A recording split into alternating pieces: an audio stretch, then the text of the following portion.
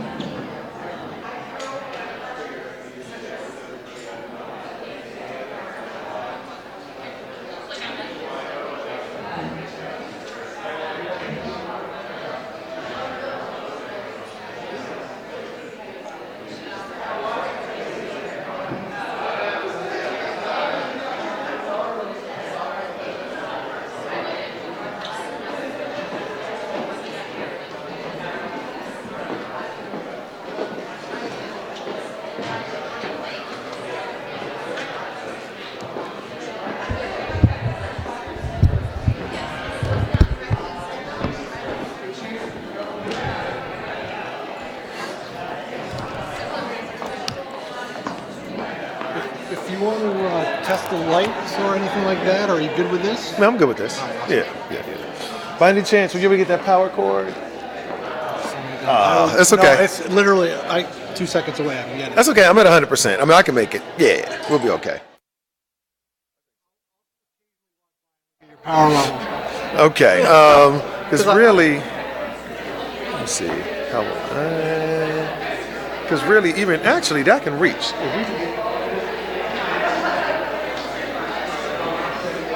Are you taking Andrew?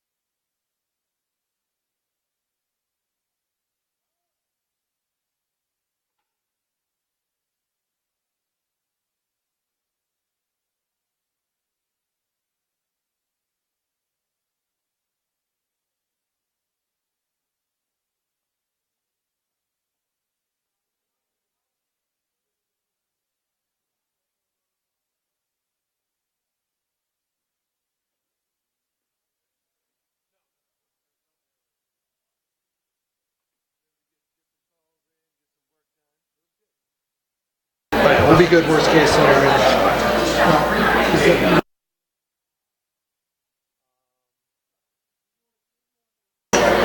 See how close we can get. Like I said, I mean, it's up to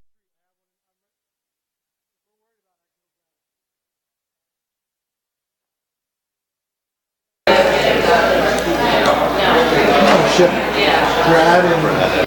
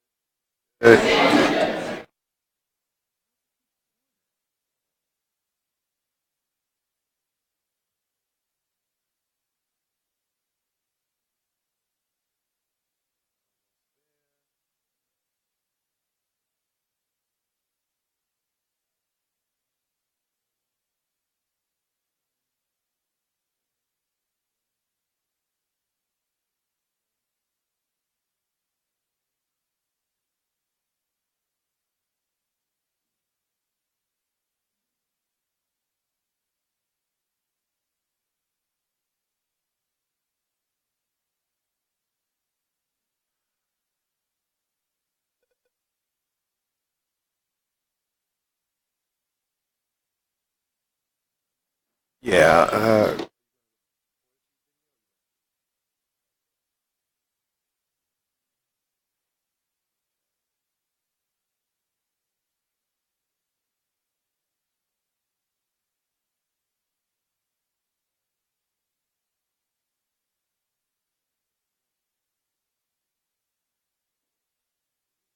My name is Sean Burke, I'm the Deputy Chief of Burlington Police, and we have some fragmented introductions tonight. Unfortunately, Chief Delpozo, fortunate for the city and for Vermont, he did John Hopkins in Baltimore doing some work on a opioid crisis, so he is actually furnished the presenter with an introductory video that we're going to play here. So the Chief will say a few words, and then we're going to have the Mayor say a couple additional comments, and then we'll be on to the presentation. So welcome, and thanks for coming out.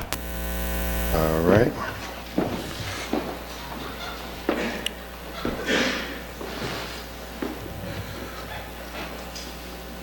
It should be coming soon. If you could do me one favor, I'm filming it. So Okay. if you just stay away from the, I don't know if you wander around or not, but if you just stay away from that screen. Screen? Right, During the whole presentation? right.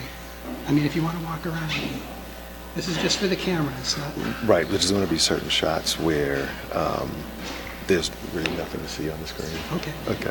All right, but I got you. Okay. I'm just saying, it creates a huge contrast, and you're going to disappear if you walk in front of that screen, so. I got you. Thank you. Okay.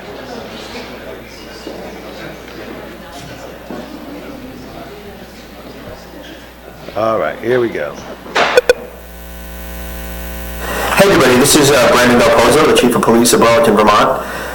And it's my pleasure to introduce Dr. Bryant Marks, Professor of Psychology at Morehouse College, who will be delivering your 3-hour block of instruction in Implicit Bias. It's tailored for the general community, but Dr. Marks is here because we decided as a police department that we needed some awareness and ability to manage the implicit bias that goes on in American policing. So it was with great pleasure that we were able to bring it to town.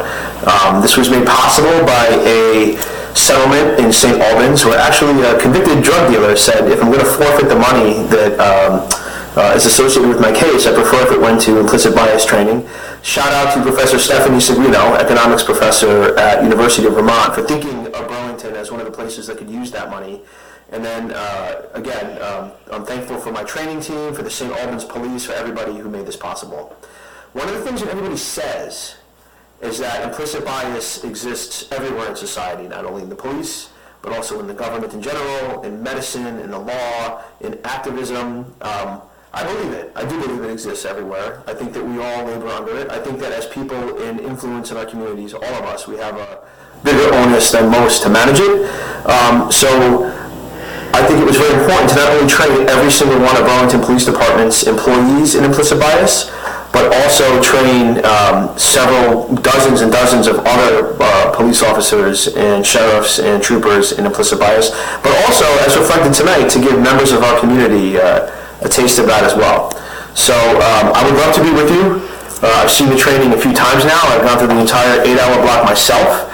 Right now, as you hear this, I'm at Johns Hopkins School of Public Health in Baltimore, dealing with the opioid crisis, just arming myself with some information and tools to bring back to Burlington in that regard. So I regret that I can't be there. I assure you it's for a good cause. I promise that as you listen to this, I'm not over at E.B. Strong's or the farmhouse or something having a drink right now. I'm out of state. But that said, please enjoy this block of instruction. I look forward to hearing about it, and I know that the mayor will be making some remarks as well. So thanks for being here, and I'll talk to you guys soon. Have a great night.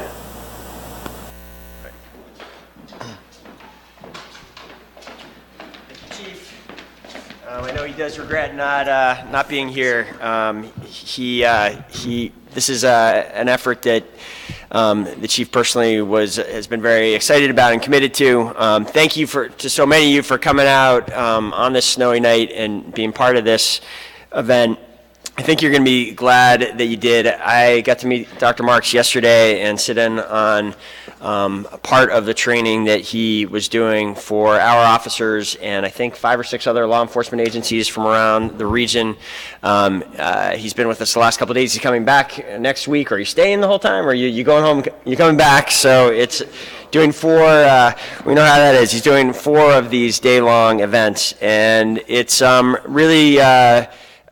In my experience, very unique and relevant training. I just want to take a moment as we got started to just try to place this event in the city's larger and the police department's larger efforts to make progress on diversity and inclusion issues. We have, this is something I think for generations, Burlingtonians have been working on one form or another. We renewed our commitment to that in 2014 when the administration and the city council wrote, and with the help of some of the people in this room, it wrote and accepted a diversity and equity strategic plan.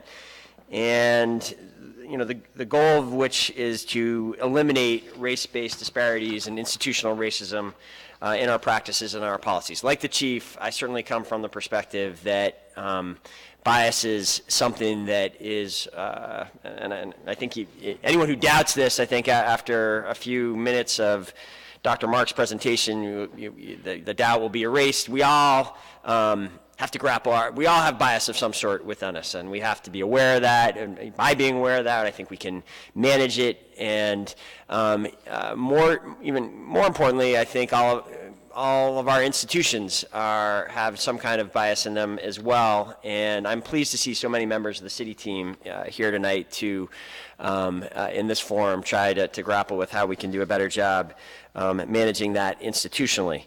I think there's a great example within the police department recently where I think is an example of what we mean by managing it and what success can look like. And I did just want to share it with you tonight. I do think within the city, some of the places where we're making the most progress is within the police department, as it should be, in that if implicit bias factors into decisions that are being made by police officers, those can have life and death consequences at times. And so it was very clear to me when we were looking for a new police chief in the spring of 2015, which was just almost, it was just at the time as President Obama was coming out with his report on 21st century policing. It was right in the wake of some of the terrible incidents that we saw in Ferguson and that we saw in Baltimore and Cleveland. It's very clear to me that as outstanding as our police department was in so many respects, the next chief needed to be someone who embraced the ideas behind President Obama's 21st century policing report, that understood the need to update the way in which the department operated and thought. And I think tonight's presentation is a function of getting the right chief in that respect. And this other example is one that I think shows the hard work the department is doing. In 2015, we did a study looking back at police stops between 2012 and 2015 that and found, troublingly, that within the searches, when a car had been stopped and then a decision was made to conduct a search, black drivers were searched at 3 times the rate that white drivers were searched at. And despite this high rate, in 2015, black drivers were found with contraband only about 36% of the time, compared to white drivers who were found with contraband about 55% of the time. In response to these findings, our police department made changes. It gave, and I think this is some of the most interesting work that has application on many, many fronts. In response to these findings, it gave officers an awareness of their own behavior and allowed them to anonymously compare their performance with car stops of their peers. And it also invited UVM economics professor Stephanie Seguino, who the chief made a shout out to. I don't know if Stephanie's with us tonight, but she's really been someone who has been a partner on this work and pushed the department and the city, frankly, on this work. We're happy to say that when the data came in for the year 2016, it appears to show that those disparities in motorist search outcomes had been erased. And while we're still crunching the numbers for 2017, we're hopeful that this trend has continued. And we see this as, Stephanie Seguino has often noted that this outcomes of motorist searches is the best measure of possible bias. And the change in motorist stops mean that we have taken a significant step towards more fair and equitable policing. It's also, worth noting that kind of at the same time that this improvement in outcomes happened, we also reduced our total number of stops by about 40%. And yet other outcomes that you might think might go in the wrong direction if the police stop pulling people over, like car accidents and injuries, remained unchanged. So while we are hopeful about this and other progress, we are aware that Burlington, like every city in the country, still has work to do.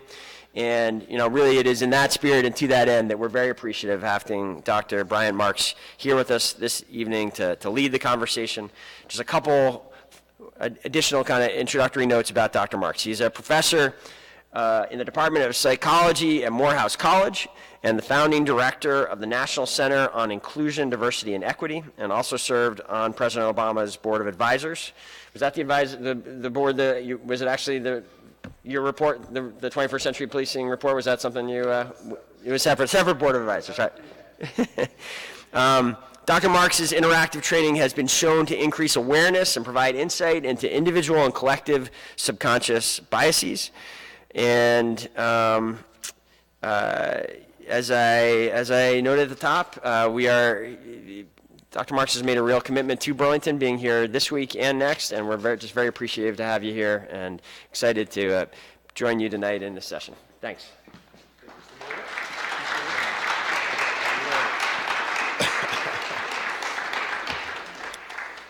All right. All right, good evening, everyone. Good evening, everyone. All right, I know it's been a long day. Some of you had long days at work. I understand. We're going to try to keep the energy up. We're going to make this as interactive as possible. Yes, I am an academic, but there are other aspects of my identity that may give you some clues as to where we're going today in the sort of frame and rhythm of our session. So the title of our time together, The Hidden Biases of Good People, a Conversation with the Burlington Community. I am Reverend Dr. Bryant Marks. So in addition to being a scientist and psychologist, I'm also a Baptist preacher, right? So even if we have some moments of tension and you want to push back a little bit, remember it's all love in the room, right? All good energy. All right, we can all get along, yes. So I run a National Training Institute and I am based out of Morehouse in Atlanta. All right, so I'm going to show you an image on the screen. I'm going to show you the image. It's going to be pretty fast. It's going to be like a flash on the screen. So I need everybody looking at the screen. I'm going to flash an image and then I want you to tell me what you saw. Okay, tell me what you saw. All right, here we go. It's going to be quick. Everybody looking. What'd you see? What'd you see? Okay, how many of you all saw a face looking straight ahead? Okay, how many of you all saw a face looking to the side, profile shot? All right, look again. All right. Do you see both possibilities now? All right, so folks, here's the deal. Two people can look at the same person and see something completely different. Two people can look at the same situation and see something completely different. As a matter of fact, one person can look at another person or situation, have an initial impression, and then upon some reflection, some time, some rumination, have an aha moment like you all just had. Aha, I see the other possibility, right? Your aha moment was a few seconds in, milliseconds, maybe a couple of seconds. Sometimes it takes a few days, a few months, a few years. It's all a matter of perspective. So a lot of what we're going to talk about this evening is perspective taking, not only from the community's perspective, law enforcement, parents, elected officials, a variety of stakeholders have perspectives when it comes to the same issues or the same situation. So we're going to have a few of these sort of optical illusions, as I call them, throughout our time together. I think they're pretty fun, but they also make a few points about implicit bias in, I think, a pretty compelling way. Just a bit of housekeeping. We're going to take probably a 5 to 7 minute break right in the middle. So you can stretch, go to the restroom, whatever you need to do.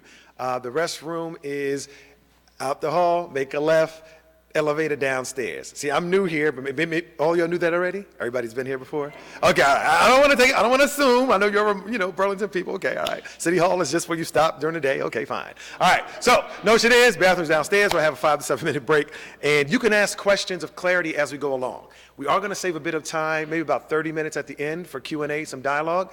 But if I show you some information, it doesn't seem clear, you need some clarification, you can ask as we go along. If you have other thoughts or reactions, I can try to engage briefly, but I might say to you, can we table that, talk about it during the break or during the Q&A, because I have a lot of content to get through, okay? Don't take it personally if that happens, though, all right? Okay. I'm going to show you another face on the screen. It is going to be pretty fast also, okay? This is going to become relevant later on during our conversation, but just looking at the screen, let's pay attention to the face that you see. It is going to be quick. All right, so that'll be relevant a bit later. So just a little bit more about me as we get started. You heard my formal biography, and that's fine, and that's wonderful and all that good stuff. This information is a bit more informal. Okay, so I was born in the Bronx and raised in Queens, right? So I'm a New York City guy, okay? All right, I see you, okay. I'm a Mets fan, though. So I was only in the Bronx for 3 months when I was a baby. Then I moved to Queens, grew up as a Mets fan. I was a psychology major and economics minor during my time at Morehouse. I had a barbershop in my freshman and sophomore dorm room. So I left New York City, went down to Atlanta to Morehouse, go to college, and I was like, okay, I need some income. I need a cash business, right? Legal, right? So, need a cash business, what can I do? I can cut hair. So, I put a sign on my dorm room door, a little sign-up sheet. Young other students are coming by to sign up. The name of it was Clippers, right? That was the title. Atlanta, New York, right? Like fancy salons have multiple cities. Atlanta, New York. Now, mind you, I'd never cut hair before. I just thought it was a good idea. So I put the sign up, guys are signing up, and I began to cut hair. I had all my equipment and everything else. And, my clients early on would say, why does it take you so long to cut my hair? I would take like an hour to cut their hair, right? They didn't know I was learning on the job. I was like, well, I'm from New York. This is how we do it. I'm just selling all the swag and everything else. And they're like, okay, fine. But after a couple of months, I was down to 15, 20 minutes, and that was the beginning of my barbering career. I pledged a fraternity, Kappa Alpha Psi Fraternity Incorporated. I was a cane master. So have any of you seen a Black Greek letter organization step show before? Seen a step show? Okay, for those who don't know what I'm talking about, stepping is sort of a combination of coordinated movement, dance, stomping, jumping, movement, and so forth. Go to YouTube, just put in Kappa Alpha Psi step show, and you'll see what we used to do. I was a cane master, though. I was really good because with Kappas, we twirl a cane as we step. So we're stepping, moving, and we're twirling a cane at the same time. I never dropped my cane in the show.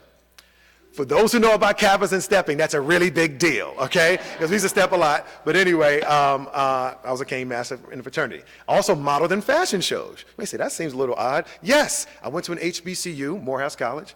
Who knows what an HBCU is? What does that stand for? Right, historically black college or university. In my case, historically black college. Morehouse is a liberal arts college.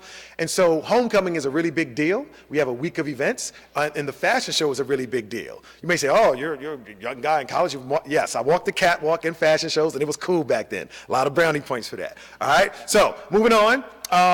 2016, I was on mostly unpaid leave from Morehouse, living in D.C. I moved up to D.C. from January through August, and then commuted from late August through December from Atlanta back up there, working with the Departments of Justice, Department of Education, and with the White House directly on a variety of projects, including My Brother's Keeper, as well as the President's Task Force on 21st Century Policing, which is what sort of led me on the path to being here today. As part of my engagement with the President's Task Force on 21st Century Policing, the White House sent an invitation out across the country to command staff, law enforcement leaders, chiefs, deputy chiefs, executives, to come to the White House for a day of briefings. They had 10 different dates of briefings at the White House. I was the official implicit bias trainer at all of those briefings. We also conducted briefings across the country in 4 different cities, including Boston, right? So altogether, 14 different trainings. We trained over 2,000 police chiefs and executives. As a result of that, those chiefs, including your chief, Chief Del Pozo, attended and started inviting me to come out and train their respective departments back home. So that's part of how I got here today. So I've been doing this sort of work for over 20 years, going back to my graduate days at the University of Michigan. So moving on, 3 of the 6 cars that I've owned were made by Hyundai. So my first college car was a white Hyundai hatchback. I put white hubcaps on it, thought I was cool and everything else. Then when I lived in Chicago, I had an XG350. Hyundai doesn't even make that anymore. You probably have no idea what that model is. And today I drive a Genesis, okay? A lot of car for the money with Hyundai. Don't sleep. All right. Next, I'm also a huge Shark Tank fan. Anybody like Shark Tank in the house? Shark Tank? All right. That's part of my entrepreneurial blood there. I love Shark Tank. I'm also allergic to watermelon. Yes, black man allergic to watermelon. Huh, who'd have thunk it? Right, I'm just busting all types of stereotypes in here today. But the notion is, I am allergic. I like how it tastes, but it doesn't agree with me. And finally, I was an aspiring rapper. Growing up in New York City, I was in a studio with Jay-Z before he was Jay-Z when I was 17. I've also been a party hyper, a spoken word artist, for those who know what that is, a teacher, a preacher, and a trainer. Okay? So these are multiple identities that I've had throughout my life. Okay? You'll see different aspects of this rapper preacher identity throughout our time this evening, but the rest of these I put up for a very specific reason. Just by looking at another human being, you can't see all the identities that they bring to the table, right? You couldn't look at me and tell I was allergic to watermelon, right? Or that I own Hyundais, or that I used to be a rapper, or what have you. Okay? You might look at me and say, he has a suit on and a bow tie, he's in the Nation of Islam or something like that. Relax. Nothing wrong with the Nation of Islam, I'm not a part of it, but looking at my package, certain things may come to mind. You might not know all this. I cannot see beyond your package without engaging you, without relationship with you. Many of us judge the package, come to certain conclusions, without having a clue about what may lie beneath. Okay? So when we talk about diversity and identity and bias and so forth, the basis of bias is sometimes visible. Oftentimes it's invisible, okay? And we'll dig a bit deeper a bit later on, okay? So these are different aspects of who I am. I'm just telling you all my business so we can get to know each other better. Okay, now I am a college professor, so these are our learning goals for the day. So by the end of our time together, or for our session, by the end of our time together, you should be able to answer the following questions. What is implicit bias? What does it look like in the real world? Why does it exist? How is it measured? How does implicit bias affect the target of bias? How does it affect community-police relations, sort of as a case study? How can this implicit bias be reduced or managed? Notice this does not say eliminated. Implicit bias develops over months, years, and in some cases over one's lifetime. Eliminating it, very difficult. Acknowledging it, measuring it, management, that's possible. So that's where we're going to spend the bulk of our time, all right? Okay, so in the spirit of interaction, I'm going to show you 2 options on the screen. I'm going to show you the 2 options. I'm going to say the 2 options. And then I want you to yell out loud, literally yell out loud, who or what is better, okay? I'm going to show you 2 options. I'm going to say the 2 options. You yell out who or what is better, all right? Use your robust street voice to yell this out, all right? So, show you 2 options. So can you do that for me? Can you participate with me? Yeah. Can you participate with me? Yeah. All right, here we go. First up, and this is easy stuff, folks. First up, here we go. Who's better? First up. Beatles or the Rolling Stones? Beatles. Okay, a little controversy there. Even if you don't feel strongly about either option, still yell one of the 2 of them out. This is participation. Some of y'all are like, I'm cool, whatever. No, go ahead and participate. It's okay. All right. Next up, who's better? Here we go. Beyonce or Alicia Keys? Beyonce Keys. All right, all right, gotcha. Okay. All right, next up, who's better? Here we go. Lady Gaga, Katy Perry. Y'all don't know? You don't know Lady Gaga? Look at her face. Look at her. She's like disgusted. She's like, right? Still yell one of the 2 of them out. You know, just guess. All right? All right, next up. This one should be interesting. All right, here we go. Who's better? Michael Jackson or Prince? Okay, yeah, that one's a little tough. All right, so let's bring it home a little bit. Let's bring it home. All right, what's better? What is better? Here we go. Next up. Maple Creamy or Sugar on Snow? Ah, all right, interesting, right? And this is good fresh snow, so I'm going to try it for the first time. Is this good snow to do it with? I'm trying. Thank you very much. All right, what's more important to you in your life right now for this next one? What's more important? Okay, here we go. What's more important? Your health or your wealth? Health. Now, you might say health, right? But in America, research shows it's pretty interesting, and some of my more seasoned adults in the room can relate to this. Many Americans spend the first 2/3 or even 3/4 of our lives sacrificing our health in the pursuit of wealth. And then we spend that last quarter to last third of our lives sacrificing our wealth trying to get our health back, right? It's very interesting. So I'm sort of in middle age now, and that transition is beginning to happen. It's quite acute. I'm really feeling it. All right, finally, and last but not least, what's better? Here we go. What's better? Mac or PC? Okay, all right, man, good deal. All right, so these are preferences, right? And we all have them. They take a variety of forms, and we're going to sort of work these preferences into our discussion around implicit bias. So now I'm going to give you a treat, all right? Some of you all are going through withdrawal right now. Withdrawal from what I call your techno crack pipes. Yes, your phones. So you can take your phones out. We're going to do some live polling, right? So I need you to take your phones out. Your phones, your devices, your iPads, your laptops, whatever you have that has a signal. We're going to have some actual polling. This polling is going to be completely anonymous, okay? It will be completely anonymous, but I need to, I'm evidence-based, so I need to collect some data from you. And then we can react, and that gives me some context of your attitudes, perspectives, and so forth, okay? But this will be easy stuff for the most part, and again, completely anonymous. So there are going to be two different ways that you can participate in this survey. Oh, you can ignore that one. That was just me testing it out. Hold on a second. Let me clear that. Okay, that was just me testing it out. So there's two different ways you can participate in the poll. One is by going to this website. So open up your web browser on your phone or whatever your device is, and put in the web address pollev, P-O-L-L-E-V, and it could be all lowercase. It's not case sensitive. It could be all lowercase, pollev.com/snow. Okay, pollev.com/snow. Put that in your phone, hit enter. The screen that pops up, it may ask you to sign in or something like that. Just press skip. Skip that initial page, and then the question you see here will literally appear on your phone. Once it appears on your phone, tap A or B in response to the question. Where did you grow up? A for in Vermont, B for outside of Vermont. Okay? So if you're using the website, as you see, the results are showing up in real time, and I have a count down there.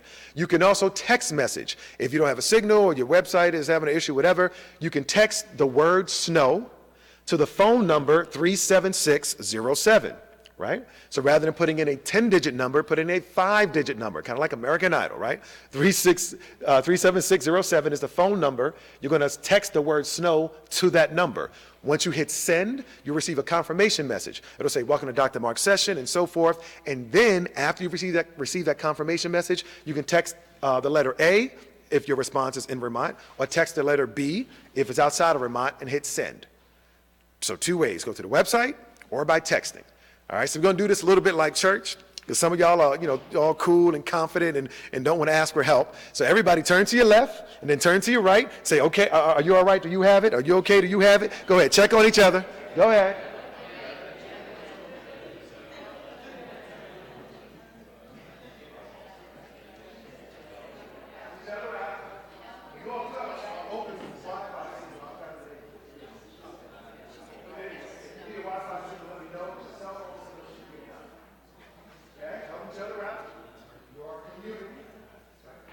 So we're going to have a few questions, so even if you're not able to answer this first one, we'll have some more as well. So we got 45, that's a good sample. I think we have a little more in the room, but nonetheless, we can go with that for now. Oh, also, you can change your mind. So if I ask a question like this, which is multiple choice, and initially you respond A, and then you say, well, I was only here till I was 4 years old, then I moved, it's B. All right, so if you change your mind, as long as the question is on the screen, the last response that you submit will be the one that counts. That's why sometimes you'll see the bars go back and forth because somebody might have changed their mind and went from A to B and vice versa. So as long as the question is on the screen, you can change your mind for the multiple choice questions. Now, what this does is this helps me. Where did you grow up? wow, so 29% of you only 29% of you all grew up in Vermont. So many of you all are transplants, even if you're from the Northeast, you grew up outside of Vermont. Very interesting, right? If I had some time, I would want to give a poll and find out what brought you to Vermont. Overwhelmingly, 72% of you came here from somewhere else. That's pretty high rate, right? So I'd be interested in finding out some of the reasons, just from my own knowledge and my desire to learn. All right, 50, wonderful, okay? So next question, again, if you didn't get this one, we have a few more. So next question, have you participated in implicit bias training in the past 2 years that lasted 1 hour or longer? Okay, so what I need to do here is get a sense of your exposure. Some of you may have had training before, some exposure before, that's good. Some of you, not so much. So if we look at this data and, you know, it's on the high end of people not having exposure, that tells me where I need to spend more of my time on definitions, context, research, you're making sure you get it at big picture, and then less time maybe at the end with all of the nuance and examples, okay? So roughly 63, okay, all right, good deal. For those of you who've had training before, what you hear tonight should not contradict at all what you've been taught before. It should complement that. I'm just going to go about it probably in a different way, a way that you may not be used to. Okay, all right, so roughly 60-40, good deal, all right, wonderful. Now, switching gears a bit, from your perspective, for this next question, from your perspective, because the law enforcement brought me in, from your perspective, answer this question. Why do you think people become police officers? For this question, you could select 2 responses. So if you have the question on your phone, you can tap 2 of them. If you're text messaging, text 1 letter, hit send, and then text your second letter and hit send. The options, A for the benefits, B for the pay, C for the schedule, D to help people, E to catch bad guys, F to shoot people, G, they like having authority, H, a family tradition, meaning a lot of police were in their family, I, the influence of someone in law enforcement that was not a police officer, not a family member. J, it's fun or exciting, or K, another reason. So now I want to assess your perceptions. Because again, the police departments in the Burlington area brought me in. They also answered this question, by the way. All right, so a lot of what you see today is what they received in their training. So you're getting a sense, you're getting a mini version. They had a full day, but you're going to get a sense of the type of training they received. Okay? Now, this, I'm going to show you the results all at one time, right? It's going to be a reveal, dramatic, right? Like a home renovation, right? Move that bus. Okay, so you're going to see at what time what this looks like. All right, so with 88, all right, we'll let a few more trickle in. Okay, so let's see what you all said. Here we go, here we go. Ah, interesting. All right, so 2% benefits, probably 1% or less said to pay, 34% to help people, that's good, right? 11% to catch bad guys, 20% to like having authority, 16% family tradition, 8% influence of non-family member, 5% fun or exciting, 2% other.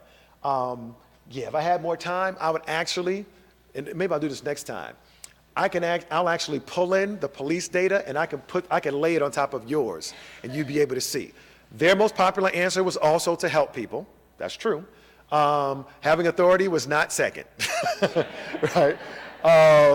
Like catching, no, it's fun or exciting. That was second. Catching bad guys was popular in benefits, and then the rest was sort of a mix of the others, okay? Now, what you see here on the screen is diversity of thought.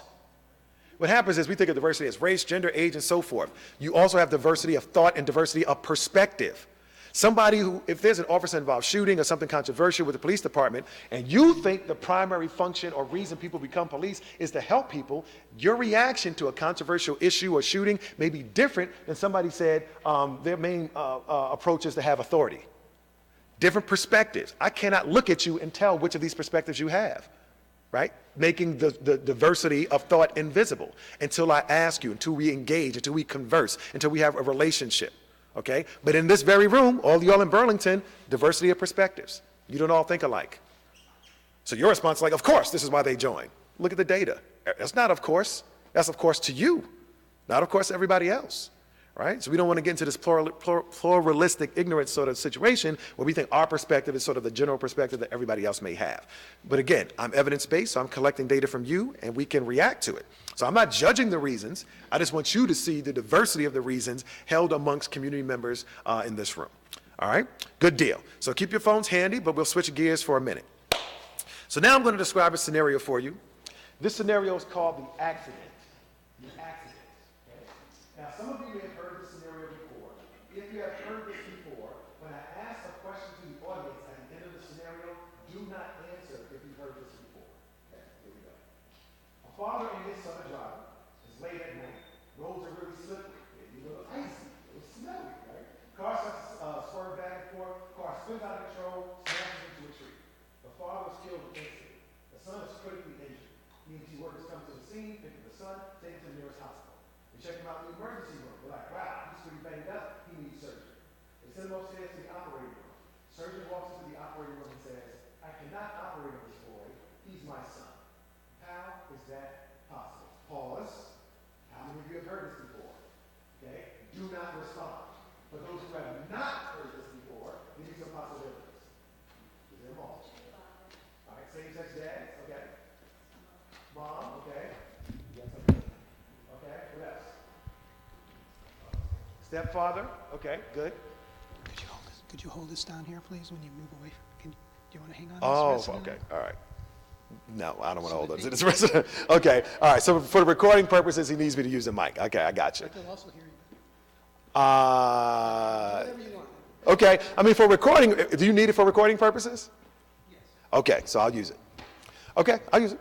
So the notion is there are multiple possibilities, same-sex dads. You have talked about the mom, talked about the stepdad. Other things we've heard throughout the country when we've done this are priest, like some priests you call father, right? We've heard sperm donor in the mix somehow, right? But the traditional answer to the riddle is yes, the surgeon is the boy's mother. Okay? Now, whether you heard this for the first time today or think back to the very first time you heard this, for how many of you, being completely honest, was your first response, the surgeon is the mom? Being honest. Okay? About 4 or 5, that's about right. For the rest of us, we didn't think that initially, nor did I. We answered incorrectly. We were stumped by that. Why is that? Because although intellectually you know that women can be surgeons just like men, there still, for many of us, is a little itty-bitty part of us that equates surgeon with male. And that's implicit bias. That's where it lives, that's where it swims, that's where it functions. Unconscious associations between groups and traits that we don't even know we have. The notion is, when I said surgeon, think about the scenario. Father and his son are driving, father's killed, boy is taken to the hospital. Surgeon walks in and says, I cannot operate on this boy, he's my son. Surgeon is the boy's mother. The reason we were stumped by that is because when we think surgeon, we think male. And we don't even know when it happened. All right, but I'm going to relieve you of feeling bad right now, right? Because even women out there, I ain't woman, hear me roar, how can I get it wrong? Relax. This is what you do. Rewind the videos of your lives and think about your exposure to surgeons, right? In real life, TV, movies, books, commercials, your exposure to surgeons, okay? Just go back even to your childhood. Do a quick scan, okay? Grey's Anatomy aside, if you had to guesstimate, in terms of your exposure to surgeons, roughly, what percentage of the surgeons to whom you've been exposed have been female? If you had to guesstimate. Let's go over here. If you had to guess, sir, what would you say? 2%. 2. 1. 1 or 2. 0. 10. Sir. That I've been exposed to first. I'm not surgery. No, see, y'all were talking. That's why you didn't hear what I asked. All right, it's not just the surgery, it's in any form. Any surgeon you've seen throughout your life. Yeah, 5%. Okay, 5. 5. 5. 5. 5. 5. 0. 5. Okay, that's a rough random sample, right? So the notion is I'll give you 10%. Say 10% of the surgeons to whom you've been exposed have been female. So you've been exposed to 20 surgeons over your life, 10% or 2 of them were female, right? 18 were male. When I say to you surgeon, male comes to mind. Not because of what you believe, but because of that to which you've been exposed. To a significant extent, implicit bias is a reflection of exposure. But here's the deal. For the most part, most of us have been disproportionately exposed to certain groups with certain traits and certain groups and certain roles. And that disproportionate exposure lays the foundation, makes us susceptible to having bias. And we all have them. Yes, you, yes, you, yes, you. You say, no, I don't. No, I don't. I don't have any biases. I don't see race. I don't see gender. I just see a rainbow coalition of humanity. Whatever, folks. Here's the deal. Questions for you. Do you treat your family members better than you treat your friends? You can respond. He said, depends on who the family member is, huh? Some of y'all is thinking real hard about that one.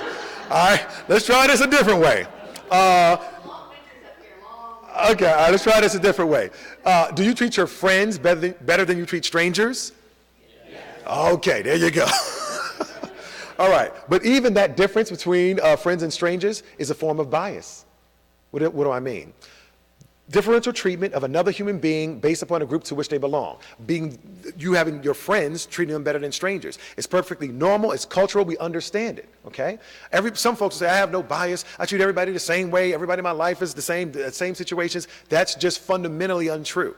You may not realize it, but it is. Let's do it this way. Any parents in the room? Parents in the room? Okay, all right, let's go here. All right, say you're the mom, okay?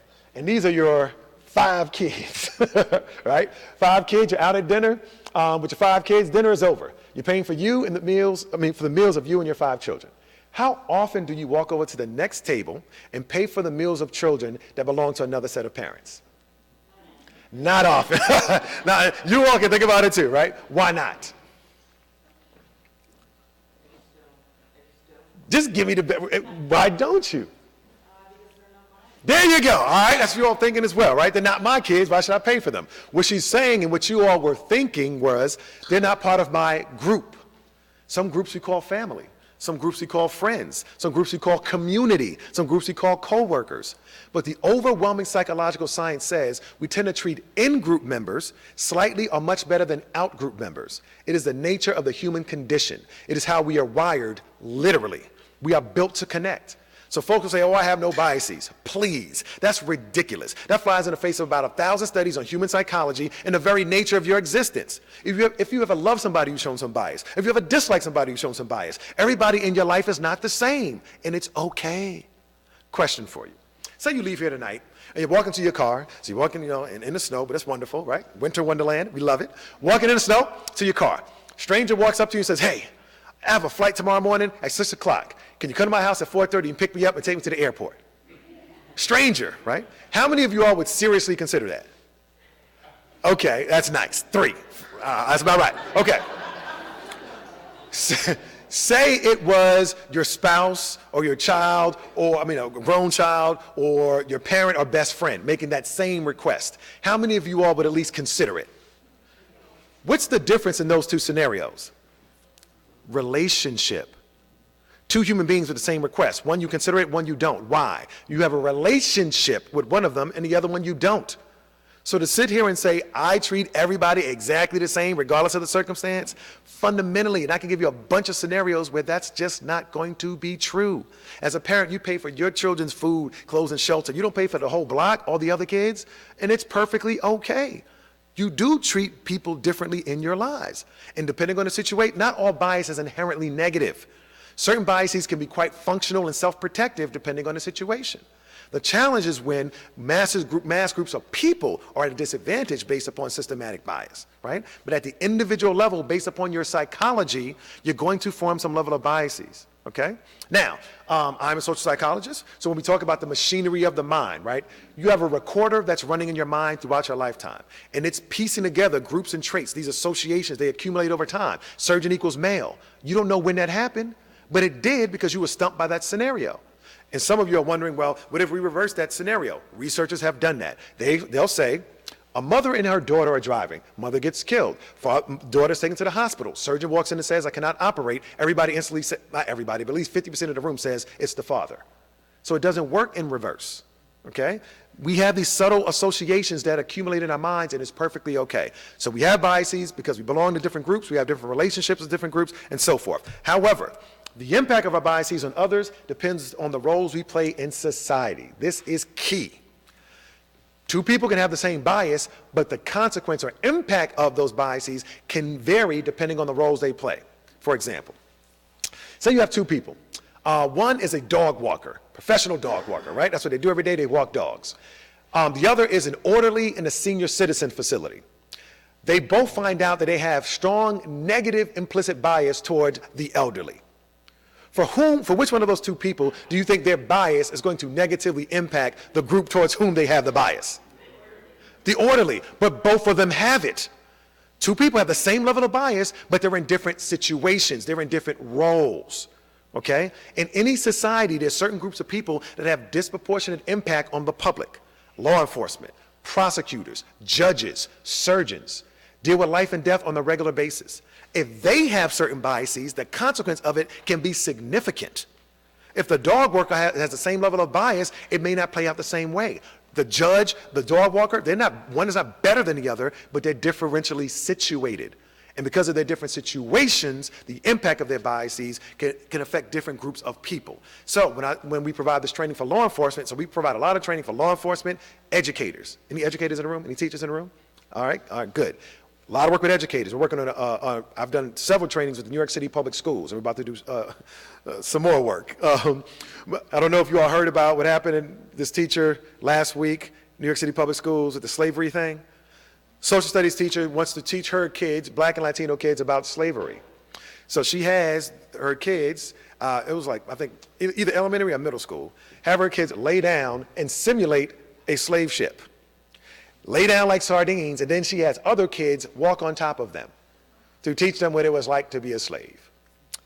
That's not good, folks, right? And so maybe her heart was in the right place, but her methodology, not necessarily that good, right? And so now the mayor, the chancellor of New York City Public Schools, like, we got to do something. So they're talking about implicit bias and diversity training and everything else. This might have been a good person who just had poor judgment. That can happen. Okay, that can happen. But the impact of our biases, again, depends on the roles we play in society. The CEO, the elected official, the chief of police, those folks have disproportionate power and influence. So if they have biases, it's going to affect more people than the person working in the mailroom. No shade against the person in the mailroom, wonderful person. But the extent to which they can influence masses of people, not the same. All right. So premise number one, we all have biases because we have been disproportionately exposed to certain groups and certain traits, certain groups and certain roles, right? But the impact of our biases depends on the roles we play in society. Everybody good? All right, so if you got that, we can roll. All right, so here we go. A wonderful picture there, that's great. Okay, now, I want you to look at, pull out your phones, and I want you to answer this next question. Okay? So, and if you're texting, you do not have to text snow every time. Once you're in the session, you can just text your response, A, B, C, D, E, F, G, or H. If you're on your website, you'll see the response, you just tap it. Question, who is most likely to be arrested for committing a crime in your jurisdiction? By that, I mean you're in Burlington. Of these groups, who do you think is most likely? So say, for example, you had access to the police reports for the entire year of 2017, all the arrest reports. Which one of these groups do you think you'd see most often in that database having been arrested in the city of Burlington? Say, huh? What? No. Respond here. No, what I'm saying is respond with your phones. Respond with your phones. No, just absolute numbers. Absolute numbers. Right? Per capita could be tricky. There's a few different ways you can go about doing that. Yeah, but yeah, just your gut feeling. Okay. All right, 45, 47, 48. Okay. All right, let's see what you all said. Okay. All right, 78% of you all said white males, 22% said black males. Okay, so this young man yelled out white males, right? As if it was obvious. 22% of the room has a different perspective, and that's perfectly okay. Sometimes some things seem so obvious to us, we say, of course it's this. That's how you may feel about it, and that's perfectly fine. I'm not dismissing anyone's experience or perspective, but there is a plurality in the same room. 22% of the people in this room think it's black males, and some of y'all can't see how that is. So obviously a discussion may be necessary, right? You're all in the same community. We should have enough dialogue where it might be the case, well, I said white males, but maybe I can understand how somebody might think it's black males. That's good. That's where we want to be. To be able to understand somebody else's perspective, you don't necessarily have to agree with it, but can you understand how they might have developed their perspective? Okay, so that's a lot of what we're talking about today. But white males, white males, black males. In terms of law enforcement, their number one answer was white males. It was like 90 of the sessions, 92%, like 94%. It was low 90s for white males. Okay. But again, I need to learn from you. So what I'm doing is, remember, we're talking about community policing. You owe the community. I did the police yesterday. I know their data. I'm collecting your data. You're going to get, hopefully, I'll talk to the chief, but a sort of a summary where you can sort of compare to sort of see where the gaps may lie between communities' perspectives and police perspectives, okay? And then ideally, at some point, and I know you've done this in different forms, having both law enforcement and community members in the same room, learning and growing with each other, okay? Here we go. Next question. So thinking about your response to that question that was just on the screen, why do you think the group you just selected engages in criminal activity? What do you think the reasons are? So somebody said, okay, again, whatever group you selected, black males or white males, why do you think they commit crime? And for this one, you can text in words, 1 word, 2 words, a full sentence, okay? What are the reasons? Why do you think that they engage in criminal activity, okay?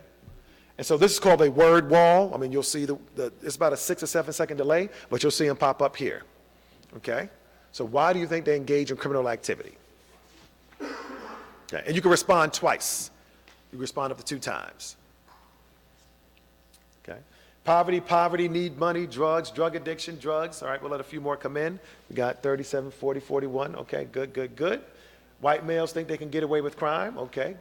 Drugs, that seems to be a theme. Okay.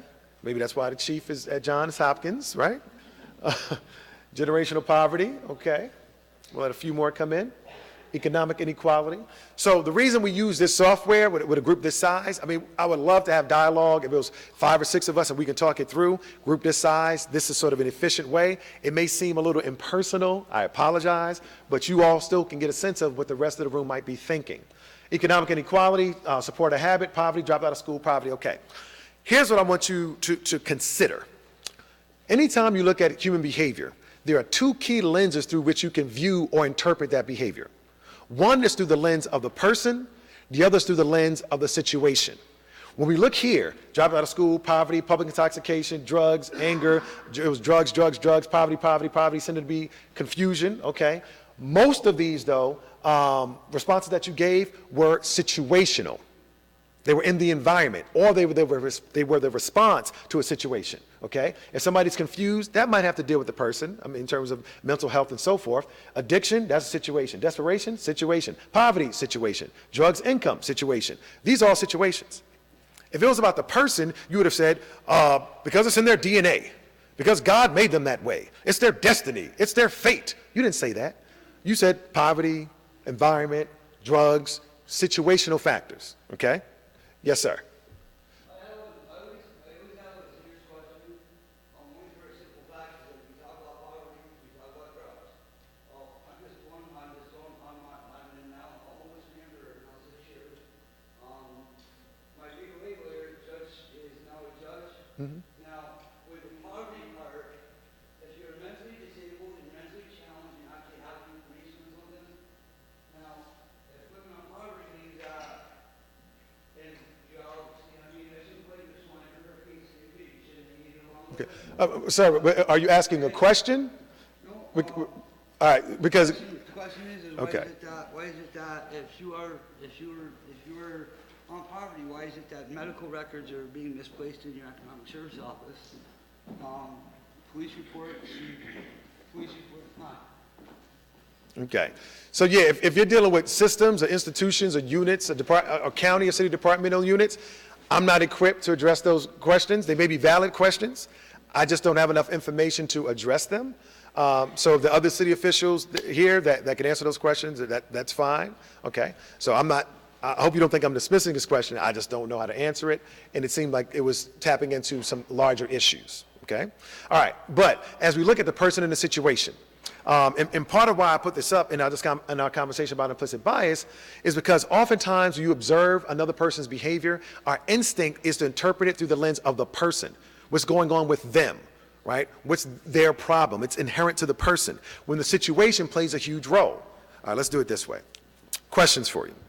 How many of you chose the family you were born into as an infant? Okay. How many of you, coming home from the hospital as an infant, chose the house you went home to, the street you lived on, the city, the county, the state, or even the country that you lived in? How many of y'all chose the socioeconomic status of the family you were born into? How many of y'all chose your own name as an infant, right? You just popped out, ooh, my name is John, right? Anybody? Right. So there's significant factors that influence who we are and who we become over which we have zero control. Our family, the economic status of our family, where we live, our own name. It's completely social. Social just means other people, right? You didn't have control over that. You were born into that situation. So some people are like, oh, I'm from Burlington. I love Burlington. I got Burlington tatted on my back. Burlington for life, yeah. But if you was born in Miami, you represent Miami. If you born in Los Angeles, you represent Los Angeles. Being born and raised in Burlington was a social decision that your parents made. Other people made the decision. It influenced you. It wasn't within your control. We're going to talk about personal choice all day long. Personal choice is irrelevant if your choices are limited. I just said something, y'all missed it. Check it out. Say you need ketchup. I need some ketchup, right? So you need some ketchup, you go to the store, you're like, oh, okay, I need some ketchup, and there's 4 brands of ketchup from which you can choose when 15 different brands exist. Oftentimes we have the illusion of choice, right? You can only choose from the options that are made available to you. I work at Morehouse. Oh, by the way, anybody know what's unique about the student body at Morehouse? Or what is the student body? Yes, sir. All male and predominantly what? Black male. Morehouse College is the only predominantly black male college in the world, okay? There are 4 all-male colleges in the United States: Hampton-Sydney in Virginia, Wabash in Indiana, St. John's in Minnesota, Morehouse in Atlanta. The other 3 are predominantly white. They run from 800 to 1,200 students. Morehouse is predominantly black, around 2,200 students. We're about 10 minutes outside of downtown Atlanta. So if you find yourself in Atlanta, drop me a line. We'd love to have you on campus, take you on a nice tour, show you some of the great things that our students are doing. Our alumni include Spike Lee, Samuel L. Jackson, Julian Bond, and most notably, Martin Luther King Jr. All right, end of commercial. All right, but the notion is predominantly all-male college. So say I'm on the scholarship committee for students applying to Morehouse, and they've already been admitted and we're allocating dollars. And there's a student applying for a scholarship who has a 4.2 GPA. So coming out of high school where the scale is usually 1 to 4, to have a 4.2 means they probably took advanced placement courses or international baccalaureate or something like that to bring their GPA above a 4.0. Cool. Then I have another student with a 3.8 GPA. I might say, well, wow, 4.2 is better than GPA. I mean, better than 3.8. I should go with that student. Not so fast. It may be the case, as I engage in my due diligence, that this young man with a 4.2 GPA went to a high school where they offered 12 to 15 AP courses. And the student with the 3.8 went to a high school where they offered 0. That's not an achievement gap. That's not an ability gap. That's an access and opportunity gap. That's a situation. The young man over here can't help that he was born into a situation, into a community, into an environment where the local high school didn't offer AP. That's not his fault. That's not about the person. It's not about personal choice. How can you choose AP if it's not offered? So we have to be very careful when we look at outcomes and behavior in terms of interpreting it through the person versus the situation. Last example. All right. So say I'm 14 years old and my mom is strung out on drugs and my dad is not there. And I got a 5- and 6-year-old brother and sister, okay? I may think, 5-year-old brother and sister, mom's strung out, we need to generate some money, I need to take care of them. I might see it as my personal responsibility to take care of my siblings. So I might decide to sling wheat, to sell marijuana in order to take care of my brother and sister. You may say, but that's illegal. Why would you do that? Let's process this. I'm 14, not of legal working age. I live in a country where in several states, marijuana is legal, medicinally and otherwise, but I'm 14. I can't figure out all the layers and the nuance. Folks, you may think, oh, it's an obvious choice. 14 years old. Do you understand that the prefrontal cortex, the part of the brain most responsible for critical thinking and decision making, doesn't fully form until you're 25? That's why you can look back at your teenage years and say, what was I thinking? Yes! Your brain wasn't even fully formed yet, right? 14 years old, living in the country, marijuana's legal in a bunch of states, got to take care of the brother and sister, it's an herb, it comes from the earth. Can you understand how a 14-year-old may think that's not that big a deal? Not that you agree with it, but can you understand it? Based upon his situation. If he was born to a billionaire, he probably wouldn't be selling weed. But based on that situation, his interpretation of personal choice, given the choices that he has, he doesn't see selling marijuana as that big a deal. So we have to be very careful in the judgment piece, looking at the person and look at the situation before we come to certain conclusions. So throughout our time together, please keep considering the person and the situation. So what is implicit bias? We're going to work towards this definition, and I'm going to pick up the pace a little bit. Take out your phones again. I want you to answer this next question. This is quite personal for me. Here we go. When Americans think of people from New York City, what words or phrases do you think come to mind? So this is a word wall. You can provide one-word responses or two-word responses, like adjectives, right? Just one word or two words. If you use two words, do not have any spaces in between your two words, okay? But you can respond 2 times. Your response can be one word or 2 words. If it is 2 words, no space in between the 2 words. It will show up here in real time. The responses that show up in the largest font, the largest size, that's the response that was given most frequently, okay? And you can respond twice. All right, here we go.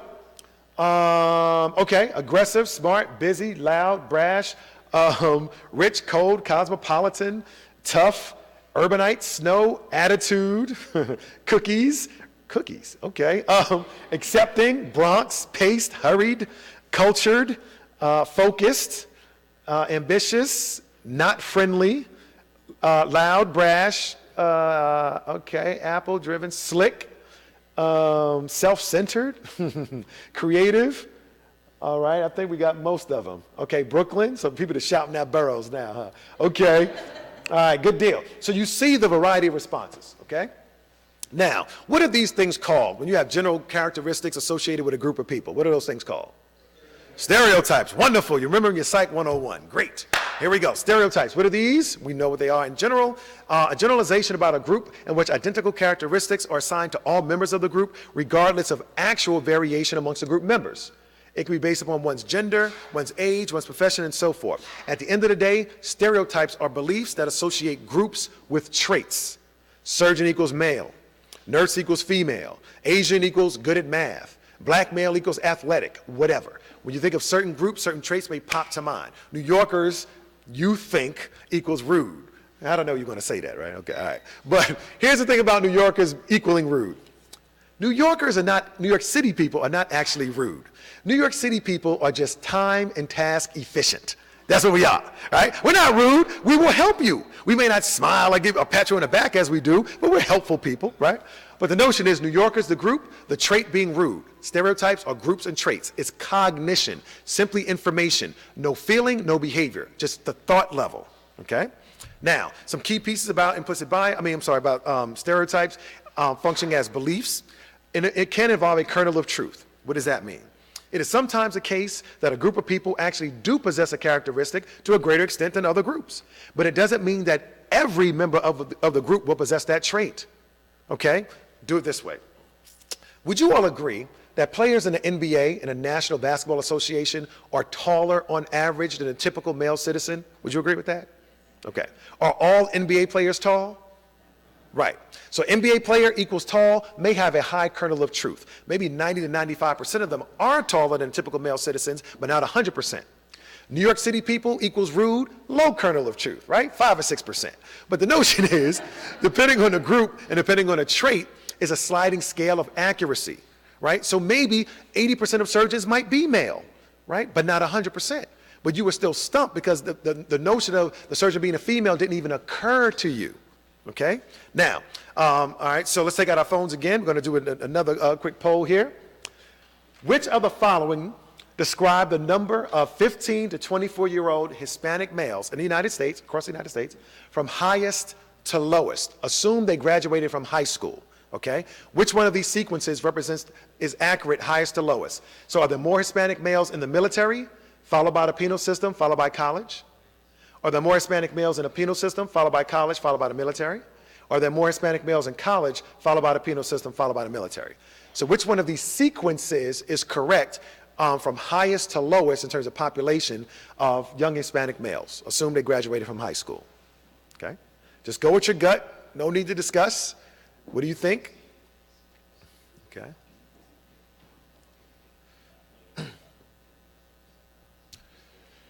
All right, we'll let a few more come in, see if we can get to the upper 40s. And I know not every single possible combination is provided here, but one of these is correct, okay? All right, well, we hit 40, maybe that's where we're going to be, all right? So let's do the reveal, see what you all said. Okay, interesting, okay? 60% A, 12% B, 29% C. All right, let's go ahead and lock that up. And the answer is C. So 71% of you have a misperception, right? Notice I didn't say you were incorrect. Have a misperception, right? All right, so let's look at the data. Here we go. So post-secondary pathways for folks who graduate from high school in the United States. So basically, when you graduate high school, there are 6 different buckets within which you can fall, right? One is going to college, that's post-secondary education. The other, you might be employed, get a job. The other, you may go to the military. You may be unemployed, you may be incarcerated, or you may be deceased, right? Being deceased, not necessarily that good, but the notion is the shades of gray beneath this horizontal line represent less than positive outcomes. The shades of purple above the line represent more constructive or positive outcomes. Each one of these pairings represents males and females. These are different racial groups. However, this first pairing is all American youth across all racial groups combined. That's everybody. This group pairing here represents African Americans. These are Asian Americans, these are Hispanic Americans, these are Native Americans, and these are white Americans. We focused on Hispanic American males. So that's this column right here. Amongst this group, 33.4% of them in college, 5.2% of them incarcerated, 1.1% in the military. That's your answer. Okay. Now, some folks will look at that and they're surprised, like, they have to sort of catch themselves. Wow, college going is pretty much 6 times more likely than being incarcerated. That might seem surprising to some of you, and that's okay. Go back to exposure. When you think young Hispanic male, many of you all may not think college student. Doesn't make you a bad person. You just may have been overexposed to young Hispanic males and other traits or characteristics or other roles based upon the movies you watch, the TV shows you watch, whatever exposure you've had. Doesn't make you, folks, tonight is not about your character. It's not about your judgment or who you are as a person. It is about disproportionate exposure and the impact that that can have. Is there blatant and explicit racism, sexism, homophobia? Absolutely. They exist. I'm not talking about that today. Today I'm talking about good, regular people like you and I who want to do the right thing, be fair and impartial. Even amongst us, certain biases may develop. Okay? So let's break this down a little bit. Or even further, I should say. Let's look at African-American males, right? Because there's some myths out there about that group as well. 33.4% of black males also in college.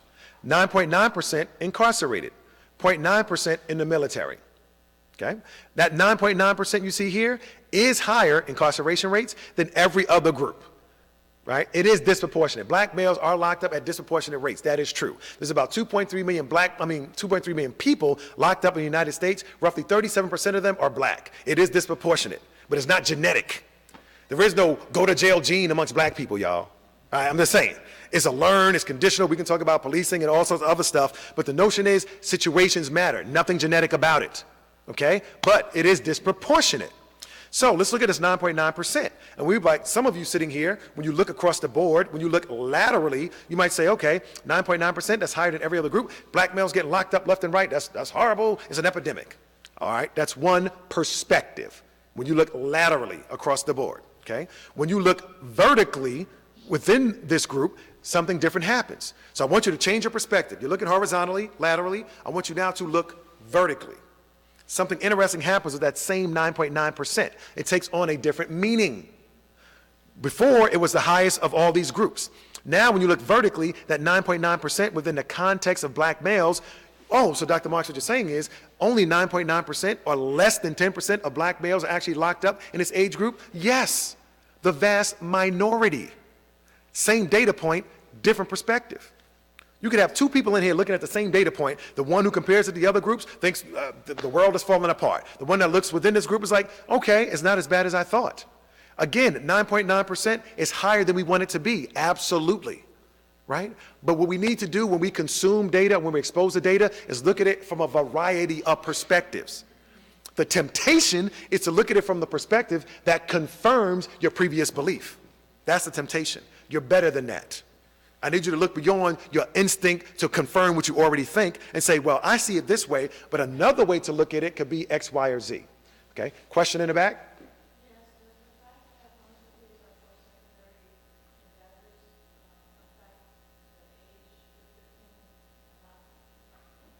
No, I mean, this is just where they are.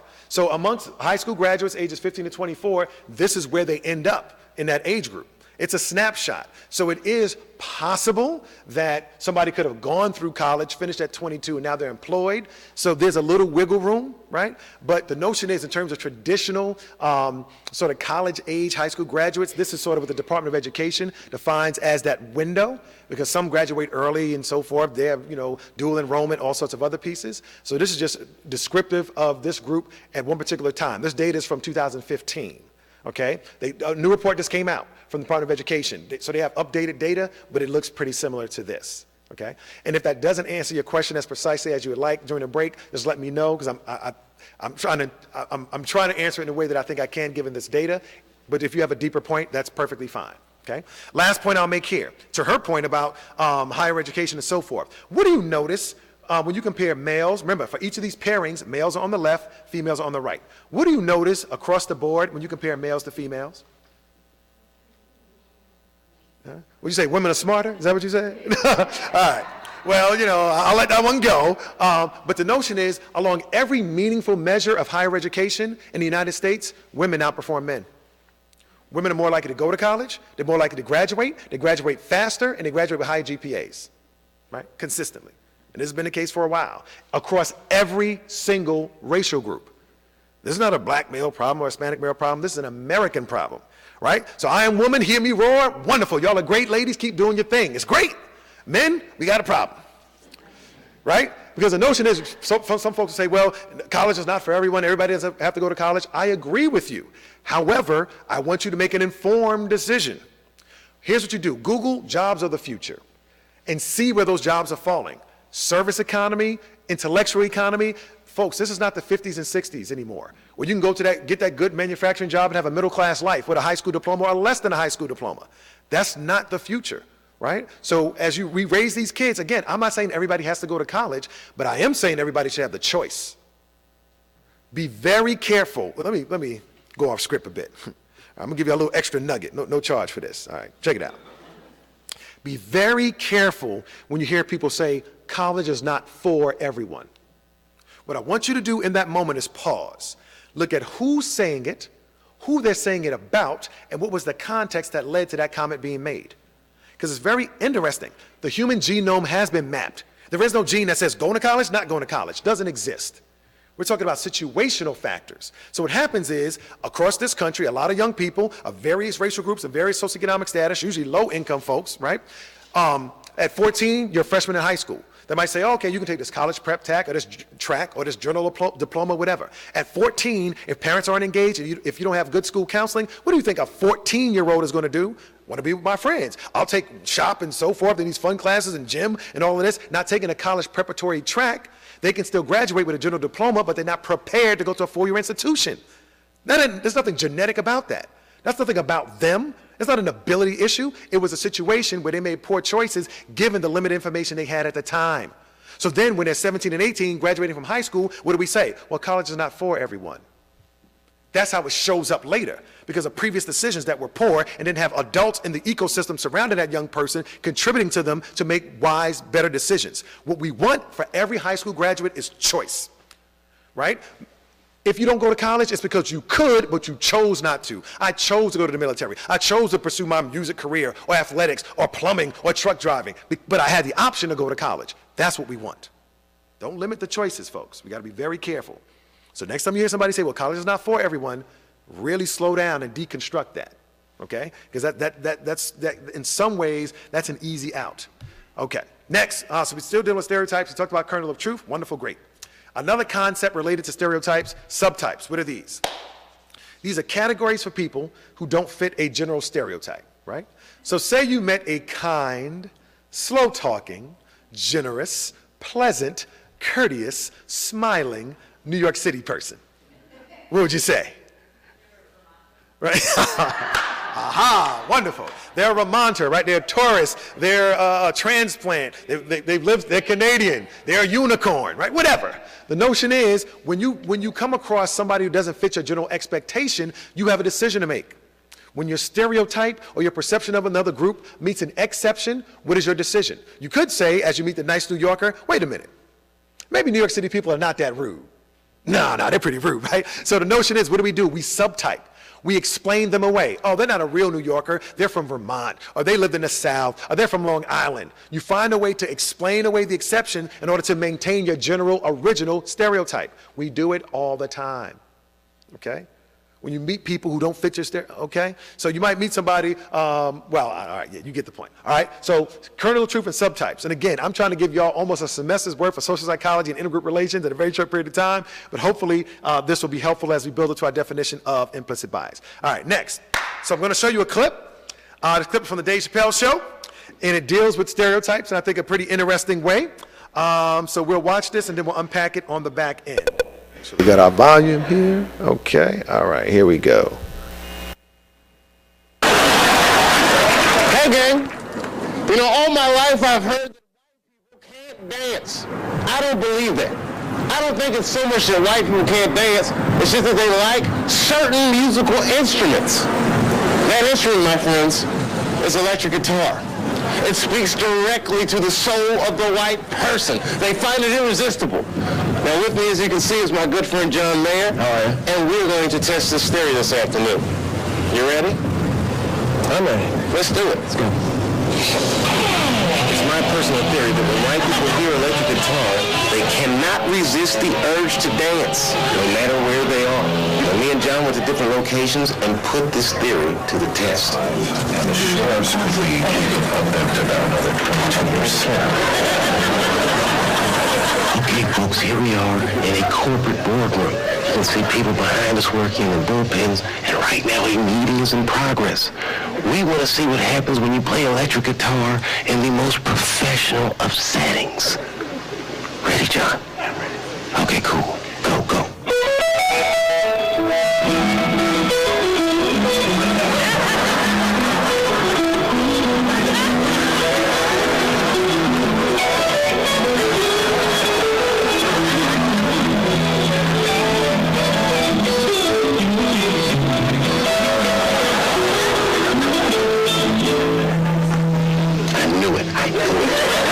Come on, let's get out of here.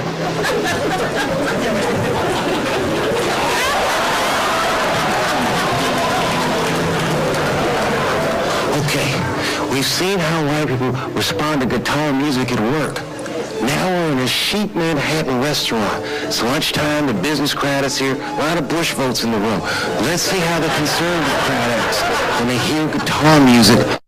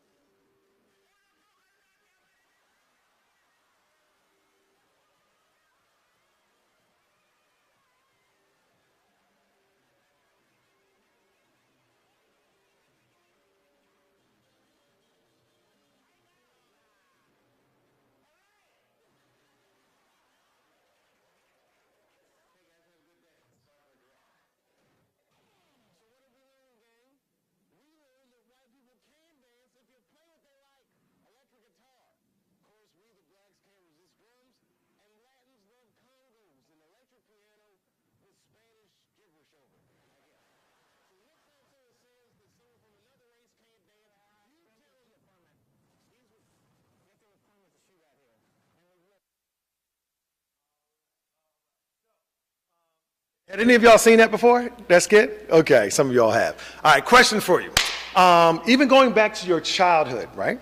Question, how many of you at any point in your lives could dance at least decently at any point? All right, guys. Okay, all right, good, right? So the human genome has been mapped, right? There's people in every racial group. Some can dance well, some not so well. It's not genetic, right? It's about early exposure and reinforcement, okay? So, but the notion is this. We saw what they were going after here in terms of, the experiment and the different settings.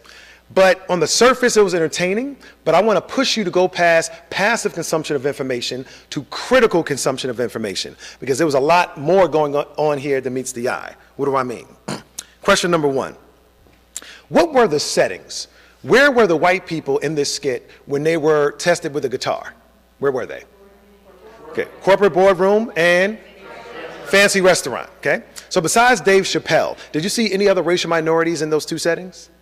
Right, so you want to find white folks, you go to corporate boardroom or upscale fancy restaurant. Where they go when they want to find blacks and Latinos? Really? Barbershop, right? In the hood.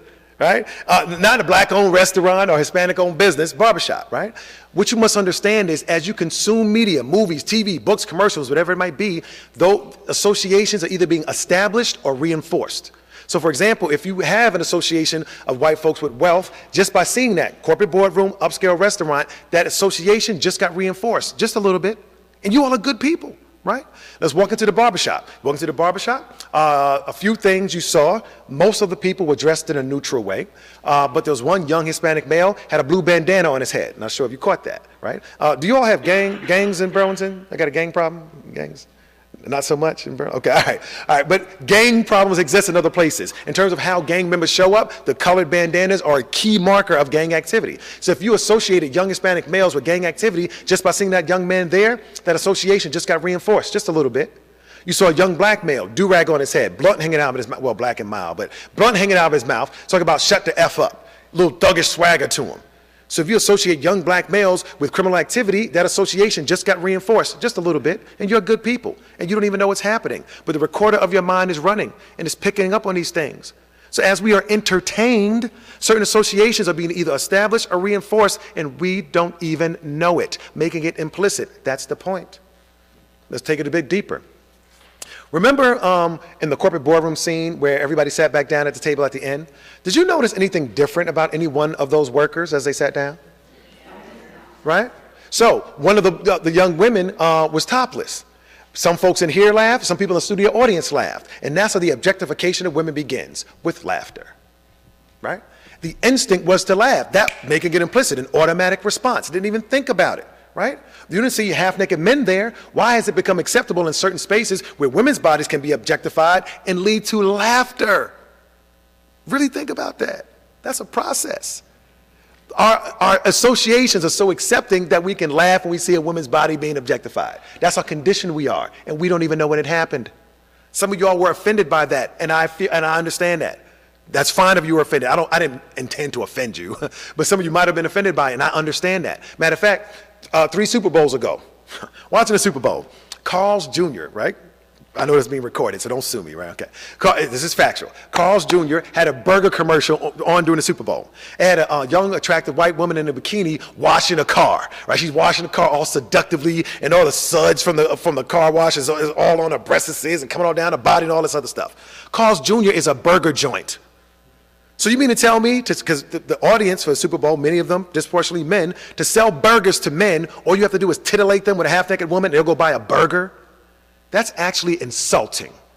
As a man, that's what they're saying to me. I don't need to tell you what's in the burger, how it tastes, anything about it. I'll just show you a half-naked woman, get you hot and bothered, and you'll go buy my burger, appealing to my reptilian base brain. That's insulting. Happens all the time, right? So all I'm asking you to do is to broaden your lens, because as you take in the world in a variety of ways, there's all sorts of associations being established or reinforced, and we don't even know it. That's why good people can have biases, okay? All right, so now it's your turn. So what I'd like you to do is in silence, we're going to take a break in a few minutes. In silence, I want you to think of a stereotype about police officers, okay? In silence. Just think of a stereotype about police officers. Okay. Police officers are. Okay, good.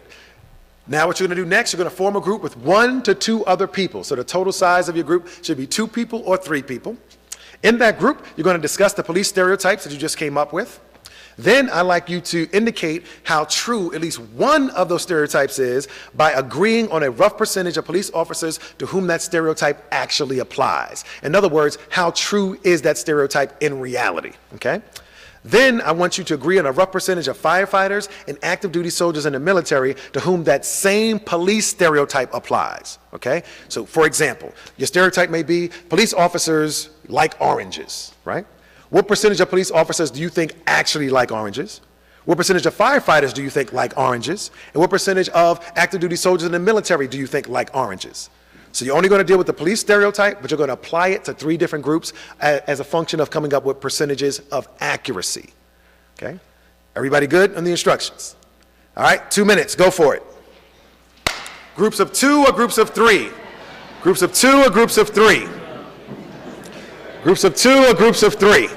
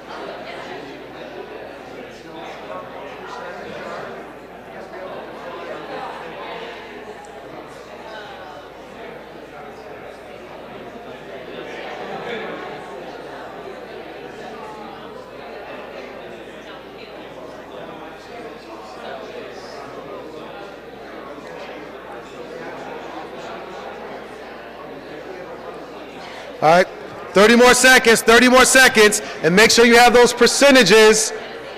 Make sure you have those percentages.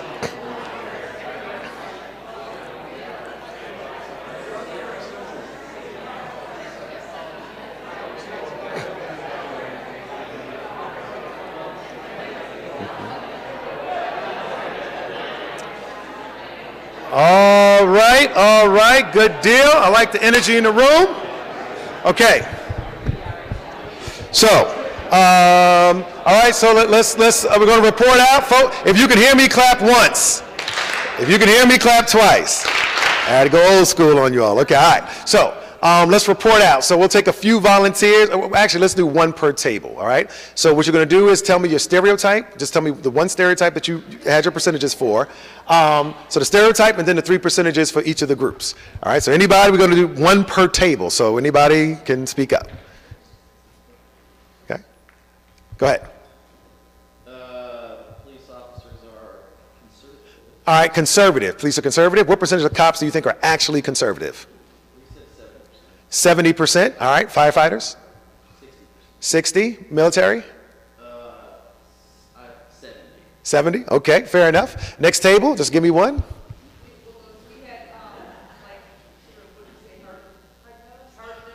we had like 70% for police and about 40% firefighters and 30%. All right, so hard nose, you said 70% police. I'm just repeating for the camera. 70% police, what percent firefighters? 40% in military? 30%. All right, table back there.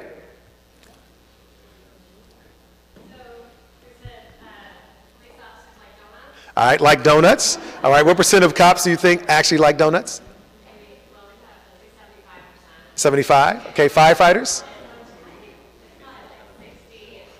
60 for firefighters and 50 for military? Okay. All right, let's go to this table here. Anyone?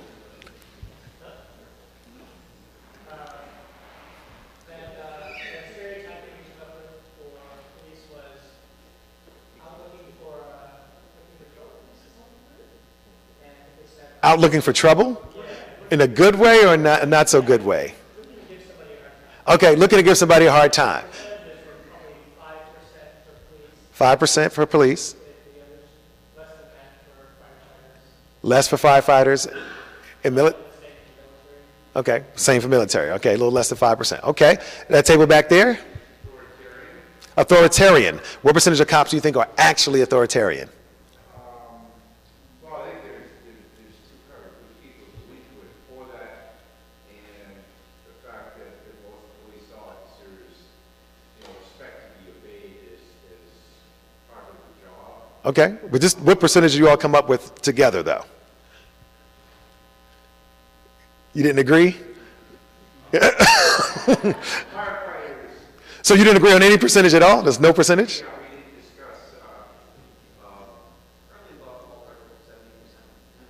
All right, so about 70%. Okay, firefighters, authoritarian, what percentage? Probably considerably less, but there's some there. 40. All right, military? Military, it can depend on rank. Good, but in terms of the percentage you all agreed on? Maybe about 50%. Okay, good deal. Let's go to this back corner over there, the two of you. Don't hide.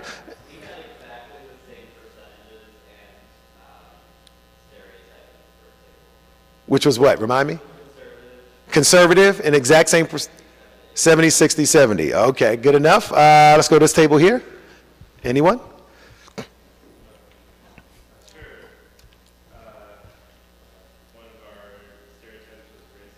Okay. Racist. What percentage of cops do you think are actually racist?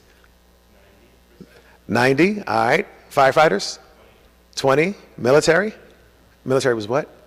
90? Okay. Appreciate it. Next table. We said that 85% of police were physically fit. All right. So the stereotype is physically fit. So she believes 85% are physically fit. All right. Firefighters? 75% for firefighters. Military? 80 to 85. Okay, 80 to 85. All right, now, so these are oh, I didn't get the last table. I'm sorry, over there. No, come on. We want to be inclusive. We fell down a rabbit hole of just discussing how people in general, about 35% are jerks, so whatever the profession would be. Oh, just all people, all of humanity. 35% of humanity are jerks, okay. Was it a 4-person group, or did the two of you all have something different? It was a 4 of you all, so you didn't follow instructions. Okay, sir, you like coffee. All right, what percentage of cops do you think actually like coffee? If you had to guess.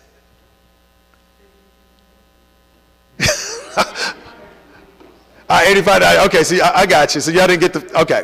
So throw out some other stereotypes that you don't have to give me the percentages, but what are some other stereotypes about police that came up in your discussions? Just tell me, throw them out. What? Male, short hair. Male, short hair. White. Retired or bored, violent. Militaristic. Blue collar. Afraid. Short. What'd you say? Clean cut. Helpful. Criminals with badges.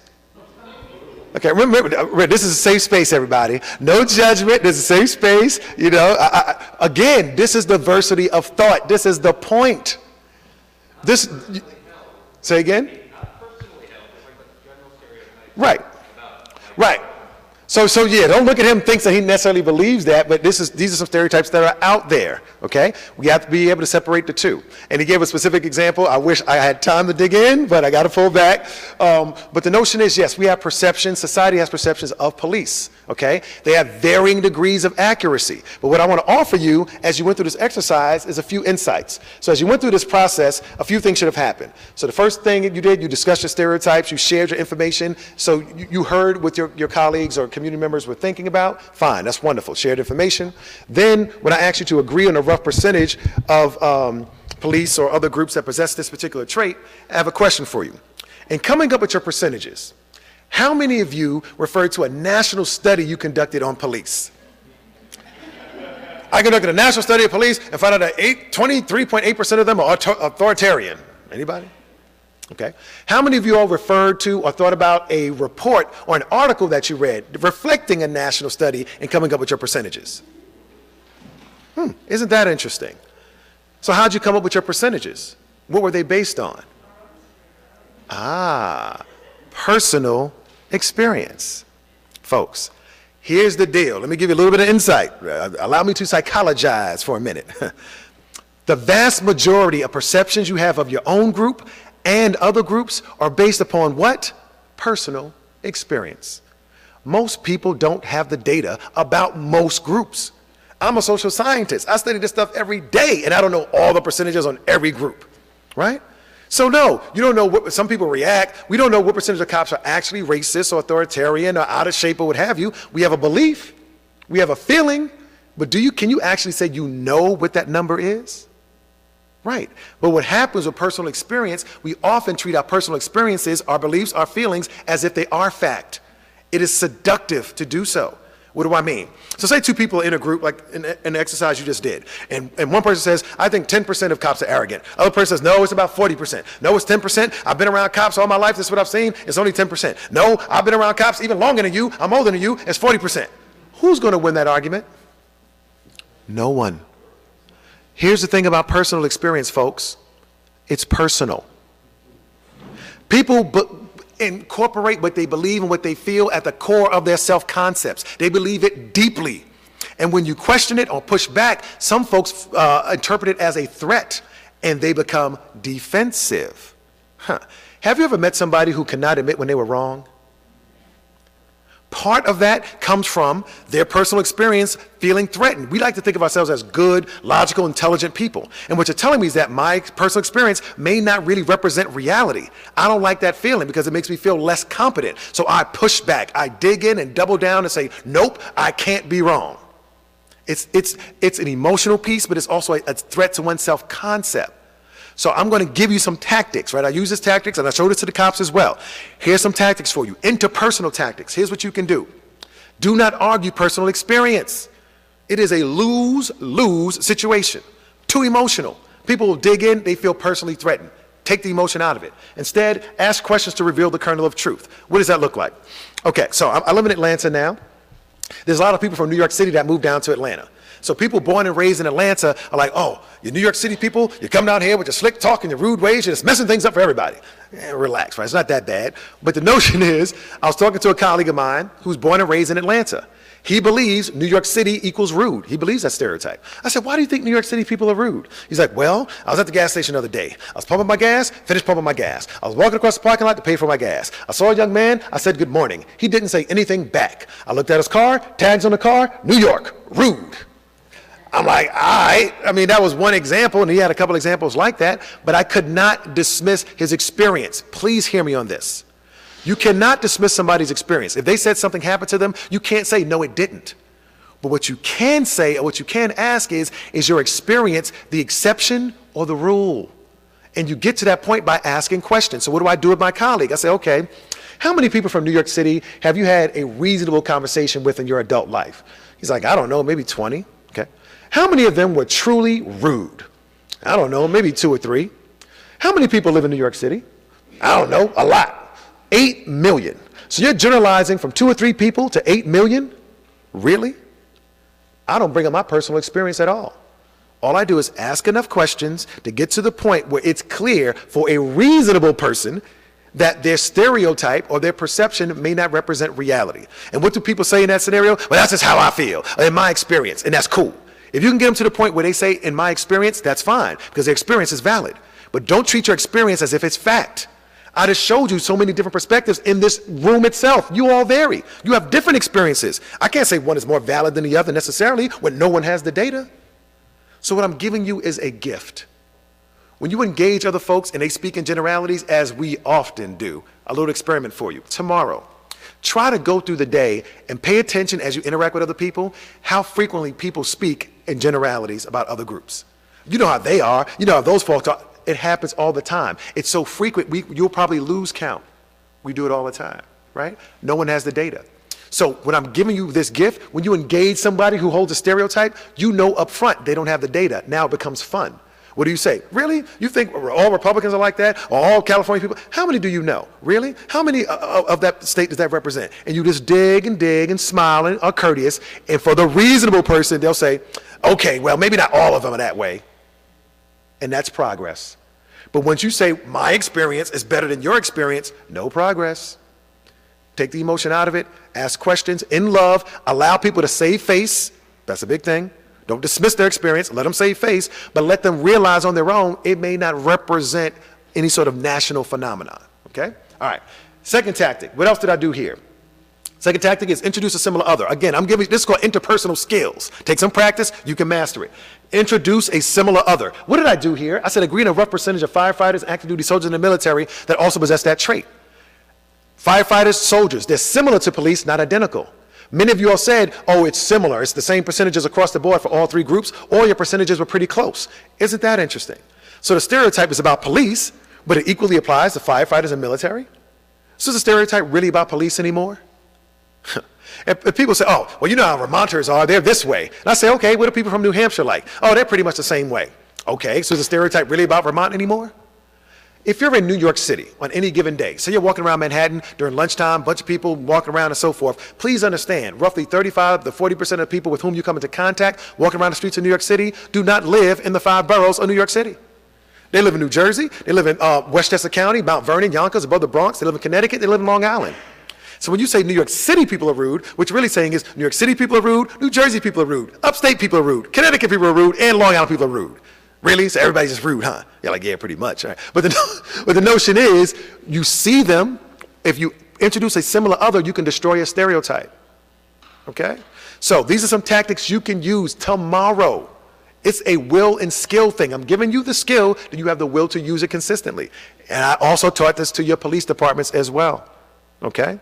Whether they'll do it or not, I don't know. Hopefully they will. All right, so stereotypes, information. I got to speed this up. Prejudice are feelings. A positive or negative attitude, judgment, a feeling about a person that is generalized from attitudes or beliefs, such as stereotypes, held about the group to which that person belongs. It's a prejudgment that involves liking or disliking. That's the key. It's affect. It's emotion. What do I mean? Question for you. Say you went home tonight, and you're going through your mail, right? So you're going through your mail and so forth, and you come across a letter. And the letter says that a registered sex offender is moving in next door to you. How many of you all will feel happy about that? Okay. I'm going to actually push you a little bit. In the state of Georgia, the cutoff age for statutory rape, 16 years old. There's been several high-profile cases where a 16-year-old male has sex with a 15-year-old female, high school kids. The father of the female finds out, he's pretty upset, wants to press charges. He does so. The male goes through the system and he's convicted. Why? It's statutory. He goes to the prison and comes out as what? Registered sex offender. Now, when we think registered sex offenders, we don't tend to think 16-year-old, 15-year-old kids. We tend to think like creepy old guy and like 8-year-old girl or something like that. But even with that group, to whom you had an instant negative visceral reaction, I can still poke a hole of exception. To that group. Now imagine all the other groups with whom you come into regular contact where the exceptions are not that hard to find. If I could find one with them. Matter of fact, let's dig deeper. Being completely honest, as I know you always are, Vermonters, right? Being completely honest. When I said to you, a registered sex offender was moving in next door to you, being completely honest, how many of you all thought that that registered sex offender was female? Okay, 1. The rest of you, not so much. Why is that? Because when you think registered sex offender, you think male, and you don't even know when it happened. Making it implicit, that's the point. Your implicit bias kicks in, and you're good people. Can you tell me the date when you began to associate registered sex offenders with males, or surgeon with male, or nurse with female? No, but it happened at some point. And what I'm saying to you, you have thousands of other associations just like that swimming around in your head below conscious awareness. And it can, not always, but it can affect your judgment, your speech, your decisions, and outcomes. Doesn't make you bad people. Makes you human. Okay? And finally, real quick, prejudice, the disliking of somebody else based upon the package with which they present, oftentimes is based upon social comparison with other groups in which one's group is the point of reference, the norm or ideal. Question for you. How many of you all are normal, just normal, regular people? Really? So Vermonters are just abnormal, strange people? One normal person, huh? Okay, all right. How many of y'all are average height for your gender? Average height, average weight, average blood pressure, right? Average cholesterol? Some of y'all about to drop dead right now. No average blood pressure, cholesterol. Average density of hair follicles, right? Okay, all right, fine, all right. But the notion is this: by you not raising your hand, you're making my point for me. No one in here is perfectly normal, average, or ideal in every way. Along some dimension, every single one of us is deviant. It's different from the norm. And I'm not even talking about that little foot fetish you have or that little freaky website, none of that stuff. I'm talking about the regular day-to-day stuff. None of us are perfectly normal, average, or ideal, right? So who are we to judge? But what tends to happen is we think in our day-to-day existence that what we do is normal. So when we see somebody do something different, we say, what's going on with them? That's strange. Good friend of mine, Ramona Dunlap from Greensboro, North Carolina, good friend of mine. So we're out at lunch, and we're eating lunch, and so we're eating and we're talking, we're eating and we're talking, and say she ordered like rice, vegetables, and like chicken breasts, right? And so what I noticed was she ate her food in order. She ate all her rice, then all her vegetables, then all her chicken breasts. I called her an order eater, right? Any order eaters in the room, be honest. It's usually one or two. There we go. See, they're amongst us. They blend right in. You don't even know, right? Okay, so I look at her and I say, why do you eat your food like that? What's going on there? And so she says, well, I don't like having multiple flavors of food in my mouth at the same time, and I like to have a sense of completion as I eat. I said, okay. I didn't argue with it. That was her reason. I said, okay, right? But listen to how I asked the question. Why do you eat like that? What's going on there? The furrowed brow, my tone, the question itself, dripping with bias. Because what I was really saying was, that's weird, that's strange, and that's inferior to how I eat. And that's what y'all were thinking too. Why do you eat in order? That's crazy. Why is it crazy? She had a plate of food. She ate her food in order. She was full. I had a plate of food. I ate my food randomly. I was full. Does the order with which we put the food in our mouths actually matter long-term biologically? No. But you thought it was strange. You thought it was weird. Here's the moment, folks. Sometimes different is just that, different. Different doesn't always mean deviant. Beige shirt, green shirt. Beige shirt is different from a green shirt. It's not inherently better. It's just different. Oftentimes, because you think you're normal, the way you speak, what you eat, things you do, snow on sugar. Yeah, gotta get it. Oh, no, sugar on snow, right? Sugar on snow, right? You think that's normal and regular. For Vermonters, it might be. For other folks, it might be different. I don't come up here and judge. I came up here, I thought that was cool. I want to try some tonight, right? But the notion is, it's still different from what I might do, but I didn't judge. What I could have said to my friend was, rather than, why do you eat like that? What's going on there? I could have said, oh, I see you eat your food in order. Tell me more about that. I still noticed different response. So rather than judgment and criticism and derogation, there was interest, curiosity, and openness. How do you respond when you notice difference? That's the question, right? Is there openness and curiosity? Folks, understand this. It's time for a break. Are y'all good? Can we keep going? You need a break? You need a break? All right, let's do a 5-minute break. Let's do a 5-minute break. All right, and then we'll come back, stretch, bathroom, whatever. I know I've been going a long time, and I can keep going. 5-minute break. So phone time. We're going to. It's 7:51. We are back at 7:56. 7:56 phone time. We will reconvene. All right. 7:56 phone time. You doing well? Doing well. Don't leave, y'all. Don't leave. For real. For real. Come back. Come back. Are you going to come back?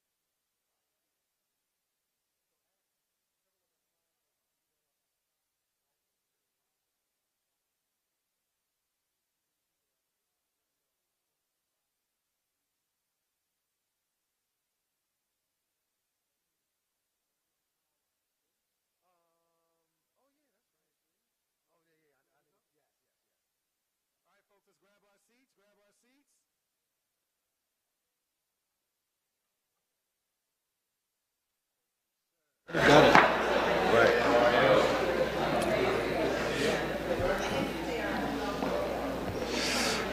right. All right, most of the room is still here. Yes. All right, folks. Oh, there's a line in the back. Okay. All right. All right. All right, so I gave you all bonus time. Bonus time. All right. All right. So, folks in the back, I know you're getting things on the table. That's fine. So you just listen as we proceed. All right. So we went about the definition of stereotypes. You talked about them as information, groups, and traits. Surgeon equals male, nurse equals female, Asian good at math, whatever the case is. You think of a group, certain traits may come to mind. Okay, so we're good there. Prejudice is about feelings, about affect, liking or disliking someone instinctually based upon a group to which they belong or a characteristic or trait that they may have. Okay, now we're going, so that's thinking, stereotypes. Prejudice, feeling, now we're going to transition to behavior. That's the discrimination piece. What is discrimination? Negative or positive behavior towards someone based on positive or negative attitudes one holds towards a group to which that person belongs. It's the behavioral manifestation of prejudice. It can take the form of job opportunities, legislation, interest rates, and so forth. Okay? So here's the deal, folks. If you want to know whether somebody has implicit bias or not, you don't say to them, "Are you implicitly biased?" That's dumb. It's implicit. They won't know. It's subconscious, right? But what you can do is look at patterns of behavior over time. If you want to know where the bias exists, you know a tree by the fruit that it bears, and most people leave crumbs. If you examine people's lives, you'll see patterns, little crumbs. So now we're ready for our definition of implicit bias, right? Almost 2 hours in. But here we go. Mental associations of certain groups with specific traits. That's the stereotype piece, group and trait. Okay? Below conscious awareness. You don't even know they're there. Surgeon equals male. Sexual predator equals male. You didn't even know it was there, right? Which are often followed by subconscious prejudice, liking or disliking, and/or discrimination, behavior, in a manner that typically benefits oneself or one's group, and/or disadvantages an outgroup. Implicit bias tends to involve a limited or inaccurate perception of others. This is nuance, right? So the thinly sliced sub-concepts that make up a larger macro overall concept. So I went deep on what is a stereotype, thinking, prejudice, feeling, discrimination, behavior, because I knew my definition involved all three levels.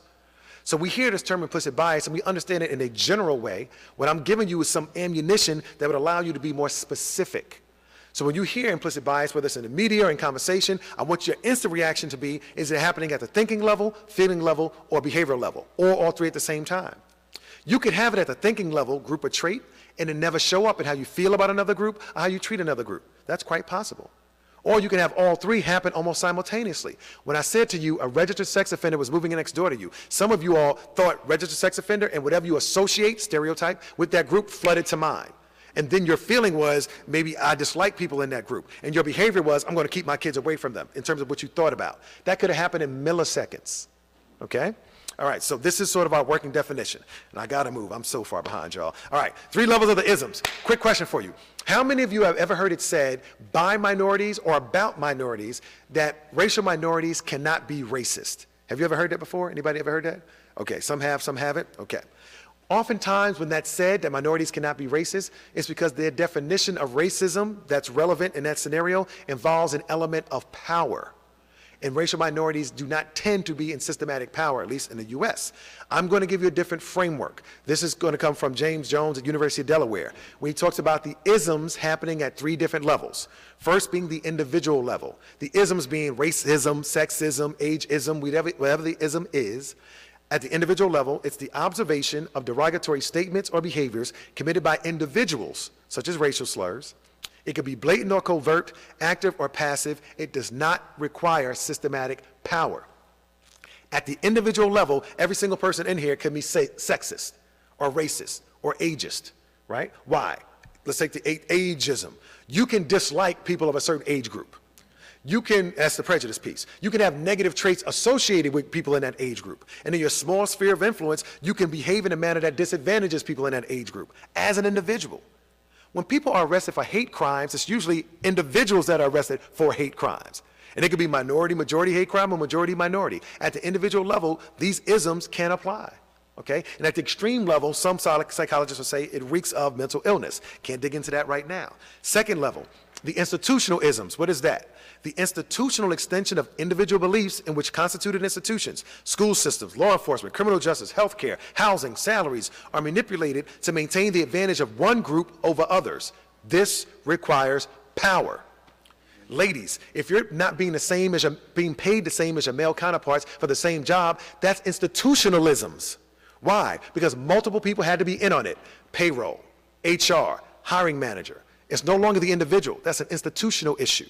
Okay? So the housing, these racial disparities and gaps in education, these are institutional factors that are coming in. Institutions are made of individuals, but not just one individual. So we're going beyond the individual level to the group level within an institutional context. The third level of the isms, and this is the most slippery, the cultural isms. It's the individual and institutional expression of the superiority of one group's cultural heritage over that of another. It can take the form of music, language, religion, beauty, etc. What is beautiful in America? Who is beautiful? What's good hair? Who determined that? You say, what's beautiful? You watch Miss America contest, you see these young ladies, is that what beauty is? That's what Americans, we've all decided that's what beauty is? Really? Okay. Question for you. All right, we're in award season now. We had Golden Globe, Screen Actors Guild, we got the Oscars coming up and so forth. All right, let's see, yeah, this may not work in here. I'm gonna try something. Okay. How many of you have seen the movie La La Land? See, I knew it. This is good, though. Okay, good. All right. Now, for those who haven't seen it, La La Land came out. It was nominated for Best Picture and so forth. But do you all understand that La La Land tied the Titanic for the most Oscar nominations in Academy Award history at 13? Making it one of the best movies ever made in the history of cinema. For those of you who saw La La Land, do you consider it one of the best movies in the history of cinema? Right, okay? So, 13 nominations. How does that happen? Only half of us have seen it, and the half that have seen it thought it might have just been okay. How is it heralded as one of the best movies ever?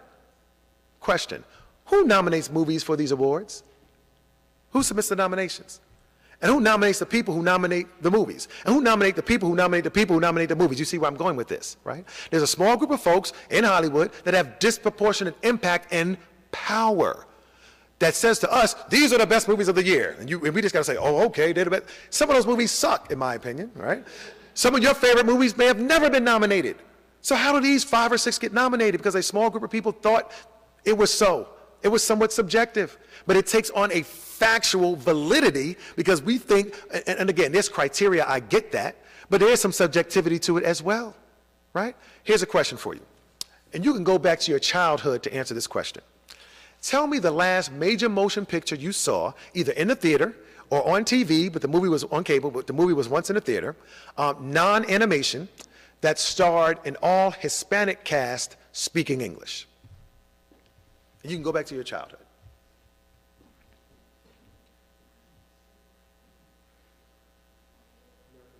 American Me, all right, that qualifies. What year or what decade was American Me? 90s, right? Early 90s, it might be late 80s, but early 90s, I'll give you early 90s. All right, give me another one. Stand and Deliver. What decade? Yep, late 80s-ish, okay. In the back? All right, what year, roughly, or decade? Okay. Do you find yourself struggling a little bit? Y'all remember Selena? Selena counts, right? Jennifer Lopez. Tortilla Soup. I haven't seen that one, but when did it come out, roughly? Okay, early 90s. Y'all remember La Bamba, right? Even though Lou Diamond Phillips is Filipino, he played Hispanic, right? So the notion was, but you find yourself struggling. I'll do you one better. Riddle me this. Tell me the last major motion picture you saw in the theater or on cable, but it was once in the theater, starring an all Asian American cast, speaking English, non-martial arts.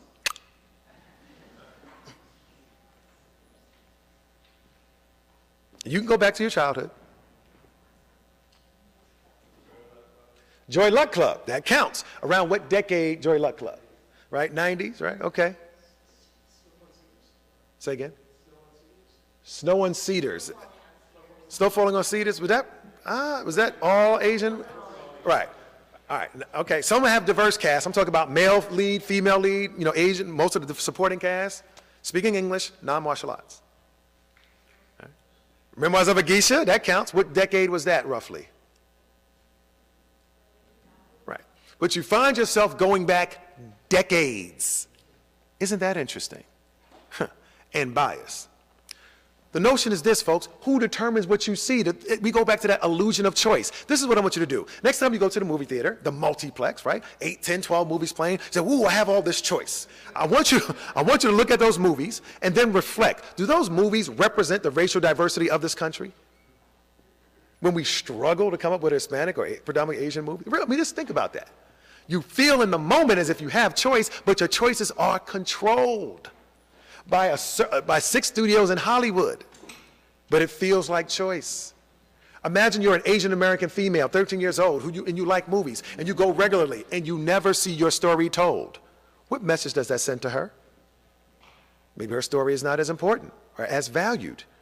Folks, we can talk about implicit bias from the negative sense of a bunch of negative traits associated with a group, or we can talk about a different form of bias, which is bias by omission. You're not even there. You don't even see yourself, right? Again, I'm not judging you. I'm just trying to expand your lens so as you function in the world and you look at this stuff, because we are swimming in these factors that lead to us being biased. The movies we see, the commercials we watch, all this stuff is there by good people. All right, but I got to go. All right, here we go. Some implicit bias finding. I'll give you some research. Got to run through this. We all have biases, but the impact of our biases on others depends on the roles we play in society. You all got that. Wonderful. Implicit bias is much more prevalent than explicit bias because our minds are cognitive thinking machines that encode, take in, and store many associations between groups and traits that we have not consciously processed. Yes, we have biases towards all sorts of things, towards numbers, towards shapes, towards colors. If I ask you your favorite letter, it will probably be part of your first name or your last name. Here's what you do. Right now, mentally float home for a minute. Some of y'all are already there, but float home, right? And walk up to your closet. Walk up to your closet door, open your closet door. And looking at the clothes in your closet, here's what I want you to tell me. Are all the colors of the rainbow equally represented in your closet? Roy G. Biv, red, orange, yellow, green, violet, indigo, every single color is equal representation of each one? For how many of y'all is that the case? Isn't that interesting? And biased. Check it out. Do you have maybe 1, 2, or 3 colors that are disproportionately present in your closets? Maybe? All right, what's that color? Tell me the colors. Black. For how many of y'all, black is disproportionate? You said plaid? Okay, black. All right. Okay. She's wearing black, so, okay. All right, so plaid. Okay. Okay, what else? What other color dominates your closet? All right, blue. How many say blue? All right, how many say gray? How many say red? White. Okay, brown. Purple. Pink. Yellow. Magenta. Right? I can go through them all, and you won't have equal representation, right? You'll have some dominant color. Why is that? You have a clothing bias. And for those who have dominant blue, black, or gray, is that actually your favorite color? For many of y'all, it's not. So you have your non-favorite color dominating your closet. Why is that? Because you may work somewhere where black is professional or blue is professional, you wear black and blue suits, or black is so slimming, it just makes me look good, right? Whatever the case is, you have a color clothing bias. Yes. Folks, we are swimming in this stuff. Not everything in your life is the same and equal. Sometimes things are just different, and that's okay. Personal preference is okay, okay? All right, so let's move a bit. So in the U.S., whenever we see another human being, science has shown, we tend to process other human beings according to their race, gender, and age automatically, at an automatic level. Next, implicit bias is a much stronger predictor of day-to-day behavior than explicit bias, because much of our behaviors and thoughts are automatic. So we're talking about implicit bias, implicit behaviors. That's just facial expressions, your tone, how you interpret the world, how you take in stimulation from the environment. A lot of this is automatic. The potential impact of implicit bias on behavior can be overridden by conscious effort. We're going to talk more about that. Even if you find out you have a negative implicit bias towards another group, you're not necessarily locked in to disliking that group or mistreating that group. Okay? That's the management part. All right, so now I want you to take out your phones again. Next question for you. Okay, I want you to look at this. All right, according to the implicit associations test, which is a measure of implicit bias, Americans' strongest negative implicit attitudes are toward which one of these groups? Okay, A for women, B, African Americans, C, the elderly, D, the obese. Just go with your gut. Okay, this is anonymous. You won't be judged or graded. Right? For whom do you think the most negative implicit attitudes exist? Towards which one of these groups? Okay? Don't say anything out loud, right? Just go with your gut. You don't want to influence the person around you. All right, let's see if we can get up to 40-ish. Okay, close. I know a few people had to leave, so, okay. All right, we'll take 38. Okay, good deal. All right, so let's see what you all said. Actually, let's lock it first so you don't change. Well, let's see what you said. Okay, let's lock that. Okay, so 77% said the obese, 5% elderly, 15% African Americans, 3% women. Okay, interesting.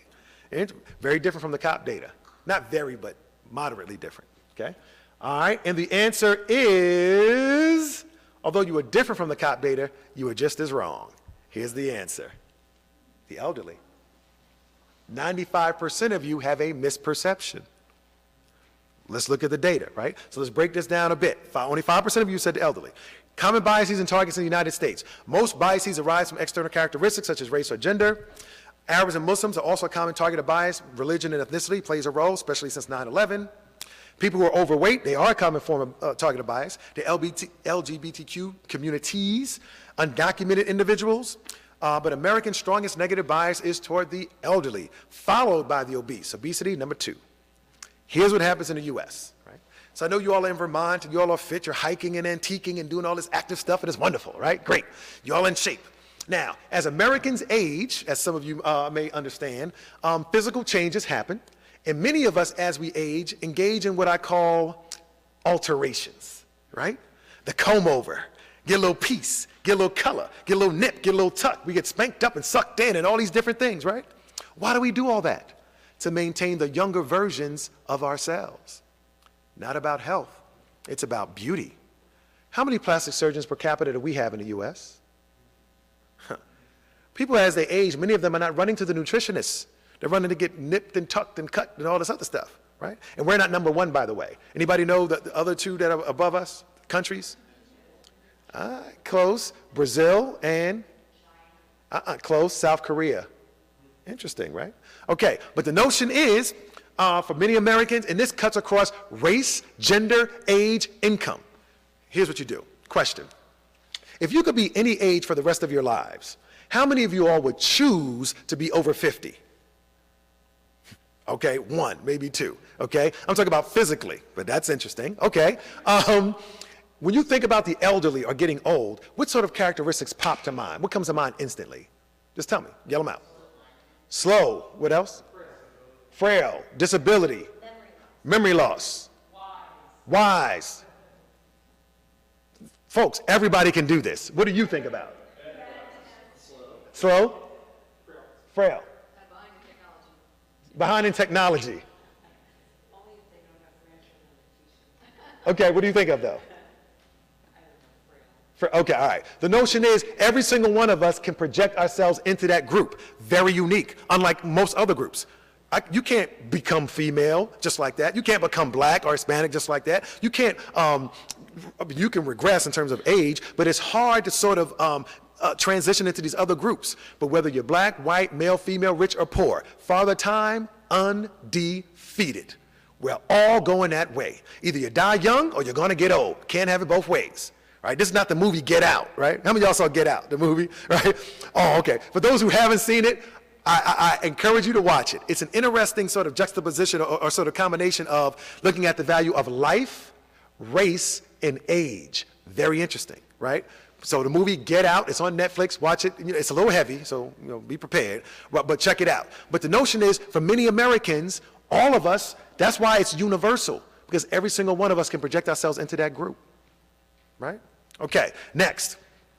I'm going to show you an image on the screen. I'm going to flash it. I want you to tell me what you see. It's going to be pretty quick. Everybody looking at the screen. It's going to be quick. It's going to be quick. Everybody looking? What'd you see? All right, somebody said John Lennon. How many people did you see?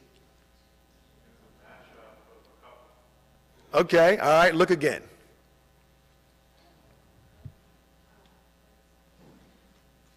How many people do you see?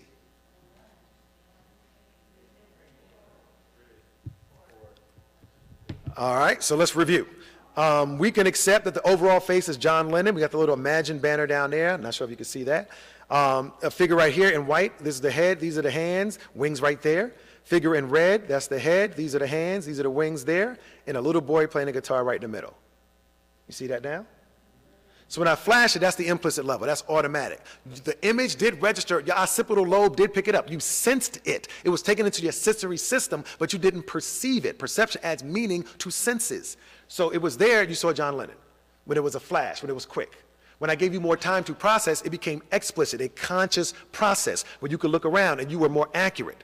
Anytime you're awake, there are two processes going on at the same time. Automatic, subconscious, implicit, and explicit, conscious at the same time. Okay? The implicit automatic is vast, it's fast, it has a lot of capacity, but it's often wrong. The explicit conscious process is slower, more likely to be correct. You can multitask at the automatic implicit level. You can drive a car, well, y'all don't text, right? Drive a car, talk on the phone, eat, whatever, automatic things. You can multitask. At the conscious level, you cannot multitask.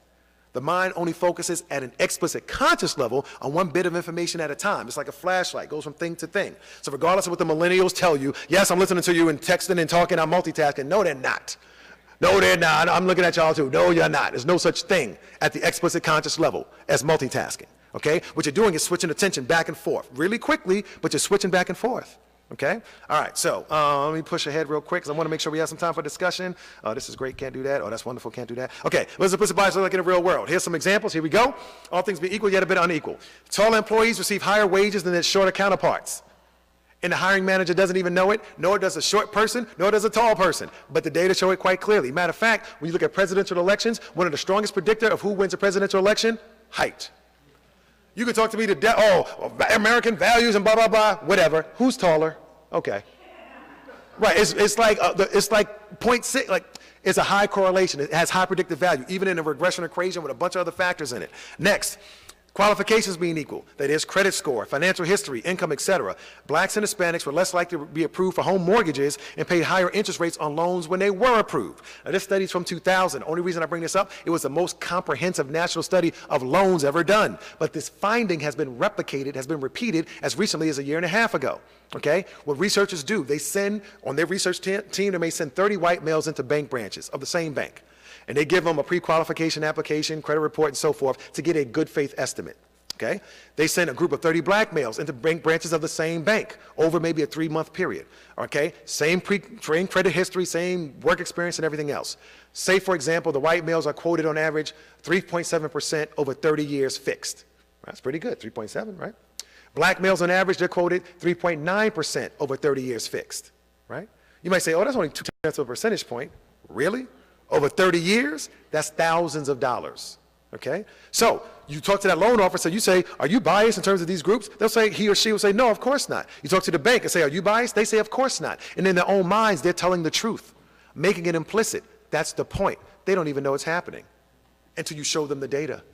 And they're like, I had no clue. Good people. I'm not talking about evil, conspiring people. I'm talking about regular good people who may be minority loan officers themselves, okay? Moving on. Previous performance being equal. Kindergarten through 12th grade teachers has shown lower expectations and displayed less social comfort with African American students and some subgroups of Hispanic students than white students, right? What does that look like? All right, context. Roughly in public schools across the country, roughly 67% of public school teachers, K through 12, are middle-class white female, okay? So say you all are in my class, and I'm a middle-class white female. I know, just work with me, okay? Middle-class white female. You're all in my class. You're in my 3rd grade class, okay? And let's see. All right, sir, in the black jacket, what's your first name? Simon. No, behind you. With the beard, I'm sorry. I like you too, Simon. You're cool. All right, Curtis. All right, Curtis. All right. So Curtis is in all of you in my class, but Curtis is in my class as well. So this is little Curtis, not big Curtis. Little Curtis, 3rd grade Curtis in my class. I ask a question. Little Curtis begins to answer the question. Say it's a math question. Little Curtis begins to struggle a bit, right? And I see him struggling. I'm like, okay, can somebody else help him out? Somebody helps him out. We arrive at the answer. I move on. All right. What's your name, young lady? Michelle. All right. Michelle is also in my class. Little Michelle, not big Michelle. Little Michelle in my class. How do you identify racially? White, okay, I'm a white woman too. White woman, we cool, right? Okay, all right. So the notion is Michelle, little Michelle. I ask a question. Little Michelle also begins to answer the question, and she begins to struggle. What am I more likely to do with Michelle than with Curtis? Coach her to the answer. What does that look like? Hold on 1 second. What does that look like? Coaching her to the answer. I might say something like, oh, Michelle, what you really mean is this or this. Or it's kind of like that problem we did the other day, right? Or it's kind of like, My approach, my tone, the questions themselves, I'm guiding her to the answer. Why? Because I believe the answer is in her, because it was in me when I was in her seat.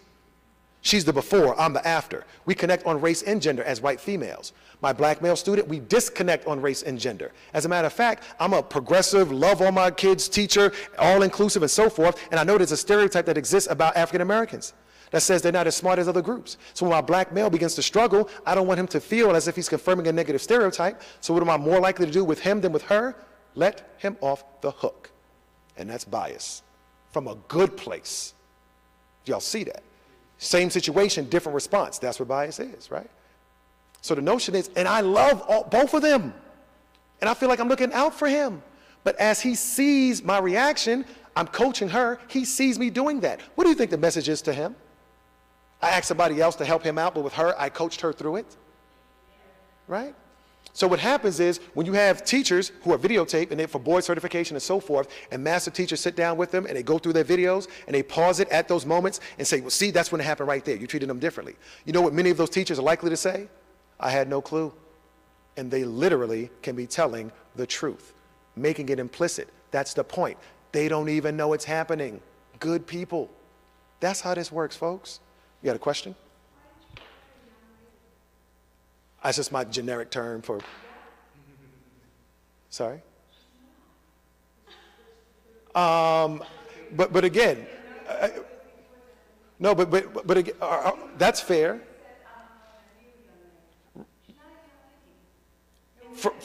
Okay, from my perspective, but from my perspective, regardless of age, I'll use young man or young lady with almost anyone, from my perspective. You may disagree with that, and you have your perspective, and that's fine, and that's perfectly valid, right? Were you offended by me calling you young lady? She was not, and in my experience, I've never had a person who may be a bit older ever say they were offended. But if you're saying that you are, I'm open to that feedback, okay? Okay, fair enough. All right, so how should I have referred to her? Say again? I think, I don't know, I said, I think I might have said young man or the... But when you say young lady, we can talk about this further, and I don't need to take the floor, but it is ageism, because it's saying young is good, so I'm going to flatter you in a place of good. You're a young lady. She's not a young lady. That's all. Okay, all right. So again, some of this is going to be different perspectives. And so I've never had, in the 800 trainings I've done, that's never happened. That doesn't mean it doesn't exist. That doesn't mean it, so I'm not invalidating what you're saying. I'm receiving your feedback. But I'm also, from my perspective, I can acknowledge it's coming from my experience. But if that's your feedback, I understand that and I receive that. Okay? All right. Okay, you got a quick one? Because I got to go.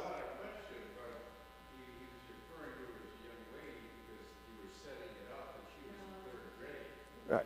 But I did refer to her even starting out as a young lady. But your point is valid too, and maybe that's my fault because I know where I'm going. I'm going to talk about young people in my class, and maybe that's why I use the term. I don't know. Maybe I have to do some meditation on that. Okay. Yes. Okay. All right. Fair enough. So the notion is.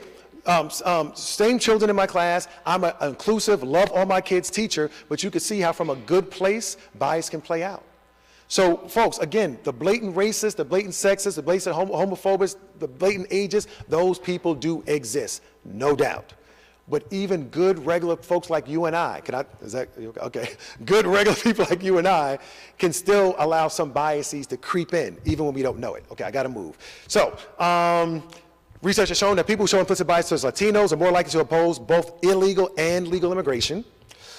Symptoms being equal, African Americans and some subgroups of Hispanics are less likely to receive most effective treatment for illnesses, even after matching them on income and insurance coverage. These are in controlled experiments and using actual physician data. Here's the deal about physicians. They're really good at diagnosis. Wonderful. They can look at the scan, look at the symptoms, they can diagnose with the best of them. When you have racial disparities, health disparities, is with the recommended treatment, okay? So what happens is, what the research has shown, is that in the U.S., white Americans are more likely to receive the most cutting recommendations for the most cutting-edge surgeries, like with microscopes and robots, clinical trials, and most likely to be prescribed pain management medication. All right, let's do it this way. This should be quite relevant. You all are aware that there's an opioid epidemic going on in the U.S., right?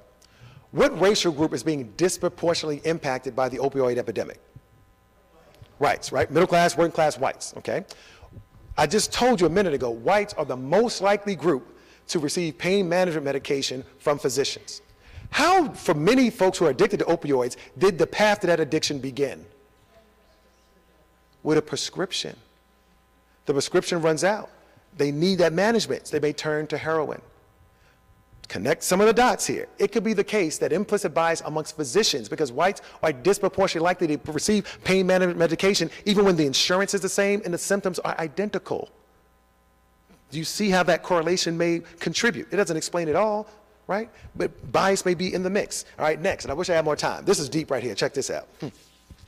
Regular weight job applicants, according to BMI, Body Mass Index, were less likely to be recommended to be hired for a job when they were seen in a photo sitting next to an obese applicant than when they were seen sitting alone or next to a regular weight person. Are y'all getting that? Let's do the study. So say I split the room in half. So this side of the room, you're group A, this side of the room is group B, okay? Group B, you're in the hallway. Group A, you're in here. I hand you all a sheet of paper. It has a job advertisement on it. Say it's one paragraph, a job description. You read the job description, okay? Then I hand you a resume for somebody applying for that job. Your task is to evaluate this applicant using a scoring sheet, but at the end of the day, do you recommend they be hired or not based upon the job description? That's your task. I show you an image on the screen. It's a picture of two people. I say this person on the left, this is the job applicant. The person on the left is regular weight, okay? The person, maybe there's an empty chair in between, and then there's a person there. The person sitting in the second seat is obese. I say nothing about the person in the second chair. All I say is, this is the applicant right here. You evaluate them, and you recommend should they be hired or not. You leave the room. This side of the room, you come in. Same scenario, same task. I give you the job advertisement. I give you the resume. You have to score this person. However, when I show you the picture, it's the same applicant that they saw, the same regular weight person sitting on the left, but on the right side is another normal weight person. So the only difference between the two situations is the person in the second chair. Everything else is identical. What do the results show pretty consistently? Those who saw the applicant sitting next to an obese person gave the normal weight person lower scores and was less likely to recommend that they be hired. In other words, when you saw a person sitting next to another normal weight person, you gave them higher scores and was more likely to recommend that they be hired. And nobody in here thinks they have any bias. And that's how this works. It's called bias or stigma by association. All right, allow me to psychologize. I'll give you a little extra, no charge for this one either. Check it out. The thing about the obese in the U.S. is different from other groups when you think about basis of bias. What do I mean? Okay. Oftentimes, when many Americans see somebody who's obese, 400 or 500 pounds, they'll say, okay, why don't you just stop? Why don't you work out? Why don't you exercise? Why don't you stop eating so much? Why don't you? We put the onus on them. We don't do that with other groups. We don't often say to a woman who's experiencing sexism, why don't you become a man? Right? That's dumb. You don't say to a black person, why don't you become white? No, but with the obese, we'll say, well, you ate your way into that body. Why can't you exercise your way out? And if you don't, it's because you lack self-control, you lack willpower, and you lack discipline. And for many of us, when you see somebody who's obese, 400, 500, 600 pounds, it activates an element of disgust at a subconscious level. So when you all see the normal weight person sitting next to an obese person, by visually seeing the obese person, it activates lack of self-control, lack of willpower, and some element of disgust at a subconscious level. And that gets associated with the normal weight person, and you show your bias in terms of that evaluation. And that's how this works. So folks are like, oh, I have no bias, implicit bias doesn't affect me. Really? When it can come down to the person you're sitting next to, and you don't know it, and she doesn't know it, and the hiring manager doesn't know it either. That's how this works. Nothing conspiratorial about it. Okay? All right, so I got to move. Oh, man, this is good. Can't do that one. Okay. All right, I got to do this one. Okay. Crime and circumstances being equal, African Americans and some subgroups of Hispanics are more likely to be stopped, searched, arrested, receive poor plea deals, convicted, receive longer sentences, receive the death penalty, decline probation, and decline a pardon. At virtually every level of the criminal justice system, folks, race still matters. Again, what you see here, same thing your police department saw. Next. Non-blacks perceive young black men as bigger, that is taller, heavier, and more muscular, and more physically threatening, strong and more capable of harm than young white men. Say, for example, we have group A and group B. Group B, you're in the hallway. Group A, you're in here. I show you an image of a white male. I say, estimate this white male's height, weight, strength, in terms of how much he can bench press, and his threshold for pain on a scale of 1 to 10. Okay? You all do that. You leave the room. Group B, you come in. I'll show you a black male, same exact dimensions as what they saw, and ask you to do the same thing. Height, weight, strength, threshold for pain. What does the research show? You look to the black male, height on average you estimate to be 6 foot, white male 5'10" and a half. Weight 200 pounds here, 189 over here. Threshold for pain 9.2, 7.9, and nobody thinks they have any bias. And that's how this works. Good, well-meaning people, not even knowing that the bias is there. Okay? And I can give you study after study after study after study. All right. Earlier in the presentation, toward the front, I showed you a face. It was a small face in the middle of the screen of a black male. That was the face of a suspect. Not all black males are suspects, but in this case, it was a suspect. Now I'm going to show you a lineup. I want you to pick that suspect out of this lineup. Okay? It's going to be 5 faces. Do not yell anything else. Wait till I show you the 5 faces. I will count them off, and then I will poll you. Okay? So here we go. This is suspect number 1, 2, 3, 4, and 5. Okay? How many of y'all remember seeing suspect number 1, 2, 3, 4, 5. All right. And the winner is 4. All right. So roughly 40% of you got answered correctly. Okay. Here's the science. Here we go. This is Jennifer Eberhardt's work out of Stanford University. She did this work with Oakland Police Department and several other community groups. Here we go. We're taking numerous, this is part of her research. When taking numerous factors into account, for example, seriousness of primary offense, number of prior offenses, etc., individuals with the most prominent Afrocentric features, that is to say, dark skin, wide nose, full lips, were most likely to receive longer sentences from judges, receive death penalty convictions from juries when the victim was white, not when the victim was black, and be mistaken for a suspect by police. Police, remember, Oakland PD, white cops, black cops, Hispanic cops, Asian cops, very diverse Oakland PD. We're not just talking about white cops, diverse cops, right? Still made mistakes. Let's look at the research. These are not the faces that the Stanford people use. I pulled these faces down offline. Their faces were more similar in terms of the haircut and everything else, and they basically manipulated skin tone and some facial features. But the notion is this. This young man is medium brown. That was the target young man. This young man is lighter. This young man is lighter. This young man is darker. This young man is darker. What happens is when people make errors in terms of picking suspects out of a lineup, they tend to make errors in the direction of the darker. One of these two. So what happened is, in 60 to 70% of the cases, when there was a mistake made, so when the officer did not pick out number 4, the right person, they say, well, you pick somebody else. You pick number 2 and number 3. You know, the majority of the time. You say, why did you pick number 2 and number 3? They're not going to say because they were darker. They're going to say because that's what I thought it was. Making it implicit. That's the point. They don't even know it's happening. Including black cops, Hispanic cops, Asian cops, along with white cops. Right? What you must understand is, globally speaking, over the last several hundred years, there's been an association of more negative traits with darker skin and positive traits with lighter skin. All right, some of y'all, okay, let's do this. Some of y'all look real flat-faced right now. Okay, check it out. How many of y'all have traveled internationally? Been to other countries? Okay. Tell me this. Tell me a country anywhere in the world that have people of varying skin tones. So they're people of color, but light to dark. Or people from different countries, like the U.S., people of different races, like the U.S., Canada, Europe, and so forth, where the darkest people in that country are disproportionately privileged. They're the president, the cabinet, the CEOs, they're in positions of privilege, power, and control. And in that same country, the lightest people are disproportionately disadvantaged. They're the poorest, the disenfranchised, the most oppressed. Tell me any country in the world where that dynamic exists. And don't just guess, know it. Because if there's diversity at the top and diversity at the bottom, that doesn't matter. I'm talking about the darkest people disproportionately on top and the lightest people disproportionately on the bottom over time.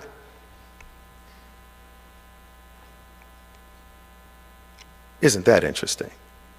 Let's go on a tour. Anybody been to the Dominican Republic? I've been to DR before, anybody? Dominican Republic, right? So Dominican Republic, do you understand that there in the DR, they have 5 or 6 different names for shades of brown? Negro, Moreno, Indio, and so forth.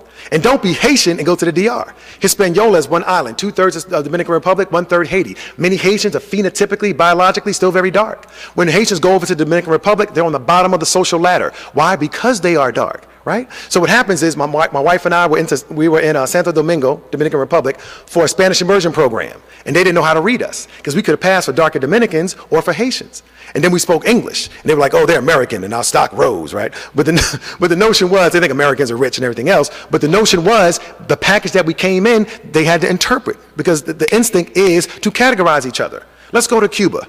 Do you all understand that roughly 50 to 55% of Cubans are brown to dark? Let's go to Brazil. You talk about Rio de Janeiro and the Olympics and all that, and all the exotic people looks wonderful. Okay, Google Bahia de Brazil. Do you know that more Africans are taken from Africa during the slave trade to Brazil than any other country? There are millions of Afro-Brazilians. We don't even know they exist based on what gets exported. Let's go to India. Right? They have Bollywood, and they're making movies that are looking great and all of that. Roughly 30-35% of people in India, dark. Some of the darkest people I've ever seen in my life have been in India. This blue, black, shiny black, dark. Beautiful people, straight hair, super dark. You wouldn't necessarily know that. Let's bring it back home. Let's talk about Hispanic American brothers and sisters, right? From Mexico or Central America. Here's what you do. Talk to the Mexican American, and here's the terms I want you to use. Talk to them about, in their home country in Mexico, do they have this term called pure Spanish blood, and mestizos, and natives, and how that correlates with skin tone and social status. Very interesting. Matter of fact, we can go to Asia. You know, in certain Asian countries, if you're dark-skinned, you're on the bottom of the social ladder because to be that dark, they assume you must have been out working in the fields. Folks, this is global. The fact that there's 194 countries and you couldn't tell me one where the darkest people are privileged is telling. And it's not by coincidence, but it is recent. We're talking 400 or 500 years. Prior to that, not so much. The whole race thing is a recent phenomenon, by the way. Throughout the history of mankind, race has not traditionally been the basis for discrimination. You know what has? Tribe, class, caste, religion. Those are the big four. Race, relatively new. Here's what I want you to do. Read books that were written in the 1400s or earlier and see how they refer to race, if they refer to them at all. If they refer to them at all, it's descriptive. It's not in this hierarchical way. But this colorism and race thing is recent. You got folks in Africa, black Africans right now, bleaching their skin, catching all types of cancer, trying to be lighter right now. Google, here's what you do. Google, I don't know I'm on film, but whatever. Google the shades of Sammy Sosa and see those pictures, those images that come up. But go back 10 years and look at how his face and skin tone and eyes have changed over time. That ain't no vitiligo. That's intentional. Folks, this stuff is deep, this skin tone issue. So this shouldn't surprise you that cops and regular people, when they do make a mistake, it's in the direction of the darker. When you look globally and historically, the same types of patterns exist. Now, some of y'all look a little uncomfortable right now, and that's okay. Because growth and development happens at the edge of your comfort, not within your comfort zone. So if you disagree on pushback with anything I say, all I ask is, show me better evidence. Show me better data. Don't give me emotion, don't give me feelings, don't give me anecdote. Give me systematic, scientifically collected, rigorous evidence. I'm open to it, absolutely, okay? But I know this can be a little tough to hear and tough to deal with. And by the way, I'm not an angry black man, y'all. I'm just passionate. So why is he so angry? I'm just passionate. It's coming from love. All good. All right, so I got to move, and then we'll have some time for questions. Oh, this is wonderful. We can't do that. It's wonderful. Can't do that. Okay. This is great. Oh, man, this is good stuff. Okay, why does implicit bias exist? Here are some causes for implicit bias. Why are people biased? This can be implicit or explicit. Depends. It's sort of a continuum. Competition over scarce resources can lead to intergroup hostility and conflict. If you run out of resources, gasoline, food, water, people change. Have a gas shortage, as Vermontian as you are. And you have some long gas lines. And see if people are all nice and waiting their turn and all, it can get real deep, right? When a valued resource runs out, okay? So for example, if you're in America and you say, well, these are our jobs. Those people are coming here taking our jobs. Listen to that. A job can be perceived as a scarce resource. And if you believe a group of people are coming and taking your job, you might have some negative bias against those people. That can easily happen, and it has happened, right? Why are people biased? My evolutionary psychologist friends might say, we've evolved to be that way. It's a survival strategy. Groups that readily form biases and acted to drive out others were more likely to survive. If you're back on the African Serengeti hunter-gatherer society back in the day, right? If you had a small group of people, you can farm, you can take down large animals, you could defend yourself from invaders. So having a positive bias towards a small group of people was functional for your survival, okay? Next. Why are people biased? I talked about this earlier. Categorization, our mental tendency to group other things, including people, race, gender, age in the U.S. Scapegoat theory. Why are people biased? And again, as you look at this, I want you to think about Charlottesville. And some people say, oh, neo-Nazis, white supremacists, KKK. I can't believe those people exist. I can. Because as a psychologist, I understand human beings have extreme capacity for good and extreme capacity for evil. A lot of it, and it's not genetic. Just like there's no go-to-jail gene for black males, there's no KKK gene for white people either. That's learned. So let's just be clear about that, okay? And what you also must understand in Charlottesville, those riots was, for the most part, white on white. There wasn't a whole lot of minorities out there. When you look at that footage, that's telling that there are white Americans who overwhelm the neo-Nazis and everything else because they believed in American values, they were good folks and so forth. You saw what tipped the balance, okay? It's tragic that the young lady had to lose her life, but that was a white male who killed a white female who was trying to stand up for this taking down of this Confederate thing. I don't want to get into all that, but you know where I'm going. All right, scapegoat theory. So the notion is this: Hitler, World War II, right? Hitler says, oh, okay, in the 1930s, we got some problems in Germany. Economy's bad, jobs are down, we got some problems. I'm trying to rise to power. How can I flip this? I know, blame it on the Jews. No jobs, Jews. Bad industry, Jews, please. Jews had very little to do with that. But he was a master persuader and propagandist, so he convinced people that they did. Scapegoating Jews, causing people to have negative bias towards Jews, right? That's how that forms. So these are just different ways. I'm giving you different examples or different causes of bias. Why are people biased? Due to the minimal group effect. What is that? In-group favoritism towards your own group, can occur even when group membership is random. We are built to connect with other people. Those closest to us, we tend to favor and like a bit more than those more distant from us. Competition over scarce resources, talked about that. Self-esteem. People are biased because it can boost your self-esteem. If other groups are inferior, then my group or I must be superior, right? Say you have a social hierarchy and you're in the top group. Feels pretty good being in the top group. A lot of perks, a lot of benefits being in the top group. Most people don't want to give that up.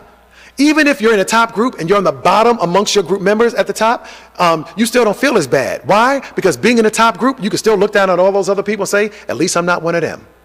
And you don't want the status quo to change. Byzantine Empire, Romans, Greeks, Egyptians, most people in these empires didn't say, oh, I'm tired of being in charge. Let's give it up and treat everybody the same. Please.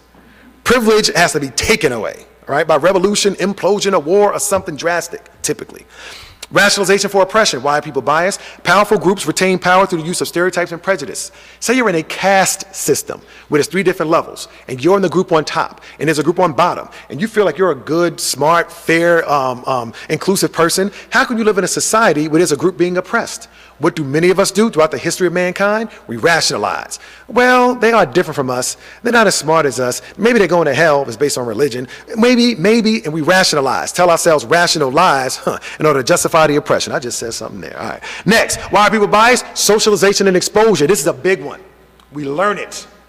We learn it from who? Family, teachers, peers, media, and of course, personal experience. Question for you. Here's a little thought experiment. Say you're in your 20s. Right? And you're engaged and your goal, your desire is to be married. Not everybody wants to be married, but say your desire was to be married. And you're engaged in your 20s and you're bringing your fiance home for the first time to meet your family. Okay? Tell me this. Outside of your own racial group, who could you bring home to your family, an interracial relationship, who could you bring home to your family with whom they would be the most comfortable? Like, yeah, they're not within our own racial group, but you still chose well. They'll feel comfortable with whatever your choice is outside of your own racial group. Just as a thought experiment, think about white, black, Hispanic, Asian, whatever it is. But I also want you to think about why. Why would your family be comfortable with that person of that other race, that particular other race? And think about individual family members, aunt such and such, think about individual people. Why would they be okay with it? Okay. Now I want you to think about who you could bring home with whom they would be the least comfortable. What would make them say, ooh, I don't know about that one, right? What other racial group could you bring them home and have a reaction that was a little bit of a pushback? And why? Why would they push back? Why would they be concerned? Folks, you didn't grow up in a vacuum. You grew up in a self-contained unit called the family, whether it was traditional or not. Those perspectives, either they've influenced you. Maybe you've bought into them or maybe you've resisted them, but they exist in your own family unit, right? That's just a little thought experiment for you. But to say they would treat everybody exactly the same, every single family member, really? Okay, maybe, I guess. All right, parents in the room, caregivers in the room. Kids develop a notion of race around ages 3 or 4, okay? But it's usually cute. What do kids say? Oh, look at that chocolate man or that vanilla woman, right? They notice race, but they don't add value. We do that, okay? Kids are pretty pure. And finally, people have biases due to lack of exposure to the diversity that exists within other groups. Folks, you cannot learn everything about other groups, but sometimes our lack of exposure leads us to generalize. All right, I'm going to give you a few more things, and I'm going to give you at least 10 minutes for questions. Here we go. I haven't asked you to write down much. Write this down. The implicit associations test. Take a picture of the screen, write it down, put it on your phone, whatever you need to do. If you want to know if you have implicit bias at the thinking level, just group and trait. Not feelings, not behavior. Just group and trait. This is one of the tests, the assessments that you can use. It's probably the most popular. There are others, but there's hundreds of studies based upon IAT results, okay? But once you go to the website, it's a very robust website. So here's what you do. Google implicit associations test. The first 2 links that pop up, one will say Project Implicit, the other one will say implicit.harvard.edu. It's a Harvard-based site. Both links will take you to the same place. Once you get there, there's over 30 different tests you can take. Each one of them are about 10 to 12 minutes. If you want to find out if you have implicit bias, this is how you can do so. What does the IAT do? It measures the strength of subconscious associations between concepts or groups, such as Hispanic people or gay people, and evaluations such as good or bad, or stereotypes such as athletic or clumsy. Okay? So it's reaction time based. It taps into the subconscious process. Once you get there, here's a screenshot of what you might see. Here are some of the tests that they offer. The sexuality IAT. What the IAT is really doing is measuring the extent to which you associate positive or negative traits with 2 groups relative to each other. So you can determine whether or not you have a positive or negative bias towards gay people versus straight people, Native Americans versus white Americans, young versus old, gender career. Gender career is interesting. It measures the extent to which you associate women with home life and men with work life. Pretty interesting. You can compare skin tone, light versus dark, weapons, the extent to which you associate weapons with certain racial groups, presidents. Right now there's a Trump-Obama IAT that you can take. I'm just saying, it may be interesting. Asian American versus white, fat, obese versus thin. Is this a sample? 10 minutes, okay, if you want to find out. So the notion is, this is sort of a notion of personal growth. I done told you we all have biases, and that it doesn't make you a bad person. These tests can give you some light on where your biases may lie. They may be affecting your day-to-day behavior, or maybe not. But you can't deal with something if you don't know it exists. So some of you are like, oh, I don't have any bias. I'm not taking that test. Okay, all right, fine. Okay, bliss, I got you. Some of you all are scared, right? Don't be scared. You're scared of what you might find. I just spent 2.5 hours telling you we all have biases. What are you scared of? If you take all of these tests, for 1 or 2, maybe you'll show no preference. But if you take 3 or 4, you're going to show some bias. It's just what it is, okay? Next. Okay, gotta move. Okay, this is good stuff. Okay. Sure.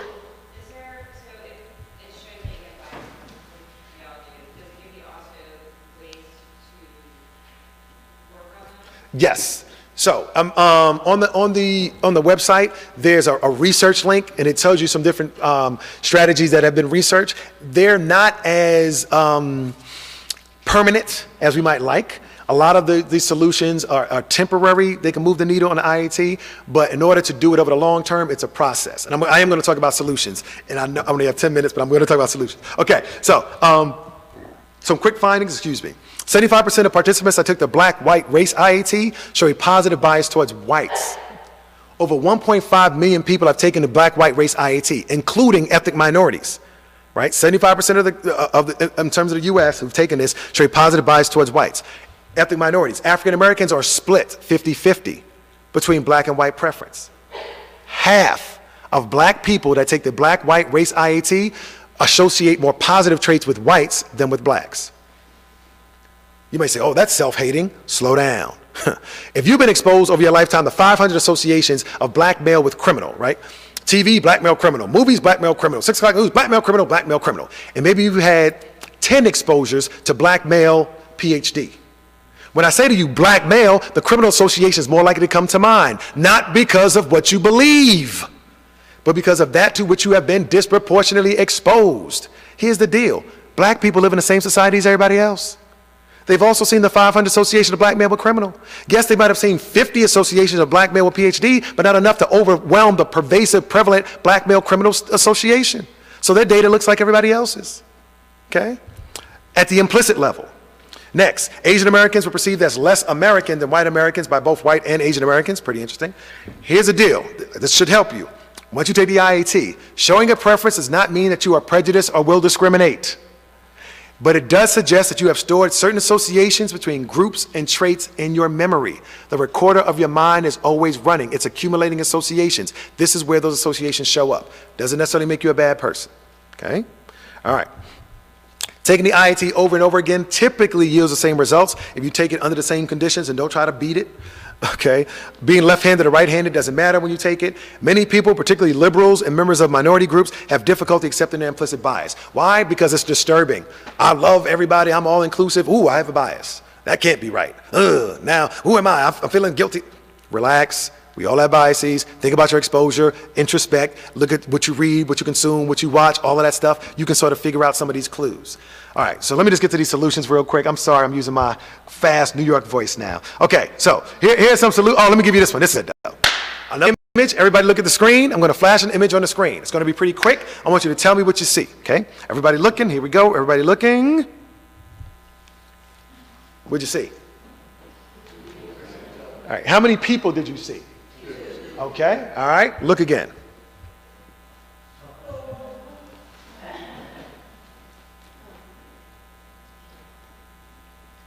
How many people do you see? All right, let's keep on looking. All right, so we have an older woman here. Oh, is that okay? Older woman here, younger woman here, younger man here, older man here, and maybe his daughter coming out the side. But the notion is, I flashed it, you saw two people. Implicit, automatic, limited information, but you sensed it. It did register in your brain, right? But once I gave you more time to process, you perceived it, put all the pieces together, and came to a more accurate conclusion. Okay? So I'm just trying to use these things to sort of show you in the moment how to distinguish between maybe automatic and more conscious processing. All right. Finally, let's go. Oh, man. Oh, this is so good. Goodness. Okay. In terms of the police community piece, basically this sort of summarizes it. This is a national survey in terms of trust of the police. Basically what you find is that there's racial differences in how much blacks, whites, and Hispanics trust the police. Blacks and Hispanics tend to be less trusting, and whites tend to be more trusting pretty much on all these different questions. So that's the bottom line of this slide. I could send them to you. I know I'm rushing through it. It's great data, but I gotta move. Okay, so there's a lack of trust. Let's do this one. Take out your phones. I want you to answer this question. Okay, how many unarmed black males do you think were fatally shot by police in 2015 across the entire United States, the entire year? Less than 50? A. 51 to 100? B. 101 to 150? C. 151 to 200? D. 201 to 250? If you had to guess, no need to discuss it. Go with your gut reaction. Okay? How many unarmed black males were fatally shot by police in the United States in 2015? If you had to guess. Okay. All right, we'll let a few more come in. Man. All right, I got to stop going off on tangents. All right. All right, let's go with this. 36, we'll take it. You can keep them coming in. All right, so let's see what you all said. Here we go. Oh, I love this. Variance. Beautiful. All right. 24% less than 50, 32%, 51 to 100, 13, 101 to 150, 21, 151 to 200, 11%, 201 to 250. You all Burlington people, in the same room, vastly different perspectives. So if I'm dealing with a community member that thinks it's less than 50, if there's a controversial shooting or something happens, do you think their perspective may be different from somebody who thinks it's over 200? Maybe, just maybe, in the same town, same city, same block, same job? Maybe. I can't come in and assume you all are all alike, because you're not, and I know this. I need you to see it, because we feel as though our perspective is generalized. Oftentimes, it's not, okay? So we have variation here, okay? And I did this with cops as well, okay? All right, so I'm not gonna show you the answer right now. I'm gonna lead up to it, make it dramatic. So officer-involved shootings in the US in 2015, and this will be my last slide before I gotta stop. I'm trying to keep us on time. In 2015, 990 civilians fatally shot by police. Of that 990, 96% were male. Their ages varied from under 18 to 45 years and older. Most of the shootings happened, almost a majority in the South, followed by the West. Midwest, Northeast was the fewest, 7%. Northeast, okay? That's surprising for some people because they think Boston, New York, DC, Philly, only 7%. Next, 25% of these shootings involve mentally ill individuals. 25% involve fleeing suspects who were running away when they were shot. 75% of suspects were attacking police or another civilian when they were shot. 18 officers were criminally charged in 2015. 9 were for cases that happened in 2015. 9 were for cases that happened between 2011 and 2014. 10 of these 18 cases were caught on video. 11 of the 65 officers charged in fatal shootings over the past decade were convicted. Let's do the math. Past decade. 990 has been relatively flat. Times that by 10, you're talking roughly 10,000 shootings. Of 10,000 shootings, 65 officers were charged, 11 were convicted. 11 convictions out of 10,000 fatal shootings. Can you understand how some people in the community may feel that is a bit low? 11 out of 10,000, right? No profession is perfect, folks. No educator, no surgeon, nobody's perfect, right? 11 out of, that's close to perfection, okay? All right, but here's your money slide real quick, all right? Officer involved shootings, 2015. Here's the deal. When you look at that 990, 27 of those shot could not be identified by race, leaving 963. Of the 963, 495 of them were white. More white people are killed by police every year than any other group. That's true and has been true for decades. Yes, they make up more of the population, but in terms of absolute numbers, 495. 258 for blacks, 210 for other groups. Even when you combine blacks and other racial minorities, that's 468. It doesn't exceed the 495. So when I showed this to police, they're like, yeah, I told you we shoot white people, right? I'm like, I mean, they don't say like they're bragging, right? But the notion is there's this impression that they're out there taking target practice at black and brown males. And when you look at the absolute numbers, doesn't necessarily paint that picture. However, when you look at the circumstances under which these shootings occurred, an interesting pattern emerges. When you look at armed versus unarmed, how do we define armed? Civilians in possession of a firearm, knife, or sharp object, or some other deadly weapon. Amongst whites, 6.5% of whites were unarmed when they were shot. Amongst blacks, 14.7% of them were unarmed when they were shot. Amongst other racial groups, 11% of them were unarmed. When you look at attacking versus non-attacking, how do we define attacking? If prior to their demise, civilians were firing a weapon at a person, attacking with a non-gun weapon, or pointing or brandishing a firearm, or running at or approaching the officer in an aggressive manner, that's considered attacking. Amongst whites, 16.8% of whites were not attacking police when they were shot.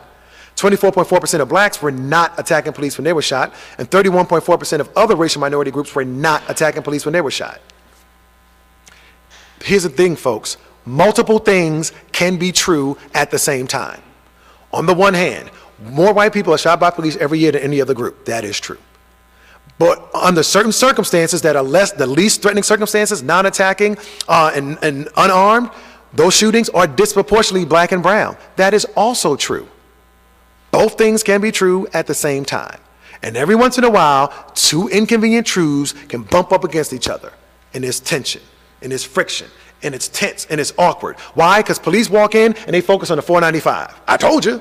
Community walks in, and they focus on the 6.5 and the 14.7. I told you. And the two will never meet. And that's the fundamental issue in this country. A lack of communication, a lack of understanding, and a lack of empathy. On both sides, police and community, right? I deal with community members all the time. You all have been relatively pensive and calm. I've been in some places where it's been hostile. Right? All I say is show me better data. I get the emotion. I hear you. I'm not going to validate your personal experience. Just show me better data. If this is not correct data, this, by the way, the sources of this data, Washington Post, Bureau of Justice Statistics, Census Bureau, and Professor Nix, University of Louisville, which you might consider left-leaning sources. Their data. Answer to your question in terms of how many unarmed black men are shot per year, there you go, 38. So those who said A, between 0 and 50, you are correct. And when I give that data, and some community members, they're stunned. That can't be right. Oh no, that can't be right. Show me better data. I don't have a dog in this fight. I mean, I'm a truth seeker, right? This was triangulated from 4 different databases. This wasn't depending on what the police departments reported.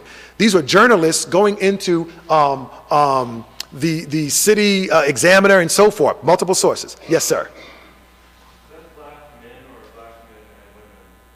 These are both. These are both. But 96% of the victims were tend to be black men. Yeah. But when you look at black, it's still in the 90s. It may be 94, but it's still very close. It's overwhelmingly black male. Okay? All right, so here's some things you can do. I'm going to give you a wonderful motivational speech, but the notion is, here's some things you can consider as we go about trying to reduce implicit bias, some things you can do at the individual level. Okay? Think about your exposure. Sorry, camera guy. Think about your exposure, right? What do you read? What do you watch? What do you consume? Does it have balance?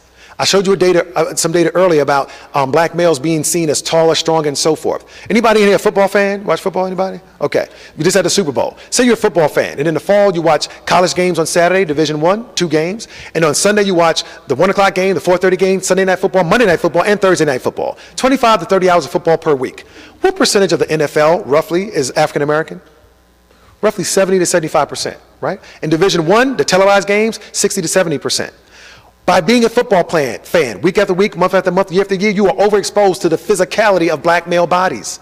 300-pound linemen, 250-pound linebackers, running backs, receivers, running, jumping, catching, throwing. So when you watch that as a football fan, week after week, month after month, year after year, you mean to tell me when you think of black males, and you see a picture of black male versus white male, you may not think he's a little stronger, or a little faster, a higher threshold for pain? Just by mere exposure. And then you turn the channel, the Fox or CNN or MSNBC, and you see white males or white women, and what you see from them is thought, creativity, opinion, intellect. You turn to the sports channel, the football game, and you see physicality from black males. Can you understand how just by what you consume day to day can establish or reinforce certain associations? And you don't even know what's happening. Here's what you do. Create a media journal. Keep track of what you're watching. When you watch movies, think about the last 3 movies you saw. This is easy. Last 3 movies you saw. And I want you to write down the race, gender, and age of the male lead, race, gender, and age of the female lead, assuming it's a male-female situation, right? And then the supporting cast. What was the predominant race? I'm not telling you to go watch something. I'm telling you to be reflective and see if you see any patterns. Who's there and who's not? Who are the villains? And all sorts of things you'll discover. Next thing. What you can do, expose yourself to real relationships, to people of other racial groups when you're off the clock. What does that look like? Have genuine friendships. Like, okay. In the U.S., many of us have that one white friend, or that one black or Hispanic or Asian friend. We're like, ooh, we're so diverse. Not so much, right? I mean, one is better than none. So if you have one, hold on to your one, that's good. Hold on to them, okay? Don't let them go, right? But we need multiple to undo certain biases. And my question for you is, who are you with when you're off the clock? When you're not at work. Work is a structured setting. When you have choice, who are you with? Who do you grab a drink with? Who do you invite over to your house for dinner? Who do you vacation with? Who do you call when the chips are down? I'm getting a divorce, I'm leaving a job. How diverse is your inner circle of people when you're off the clock? Then we can talk about diversity and bias being reduced. But what do many of us do in the U.S. once we punch out? We retreat to our respective racial and ethnic universes. I understand Burlington is majority white, I get that. But even in more diverse places, people leave the job, they live amongst themselves, they marry amongst themselves, they go to church amongst themselves, they tend to exist amongst themselves. I don't judge them, I just know the data.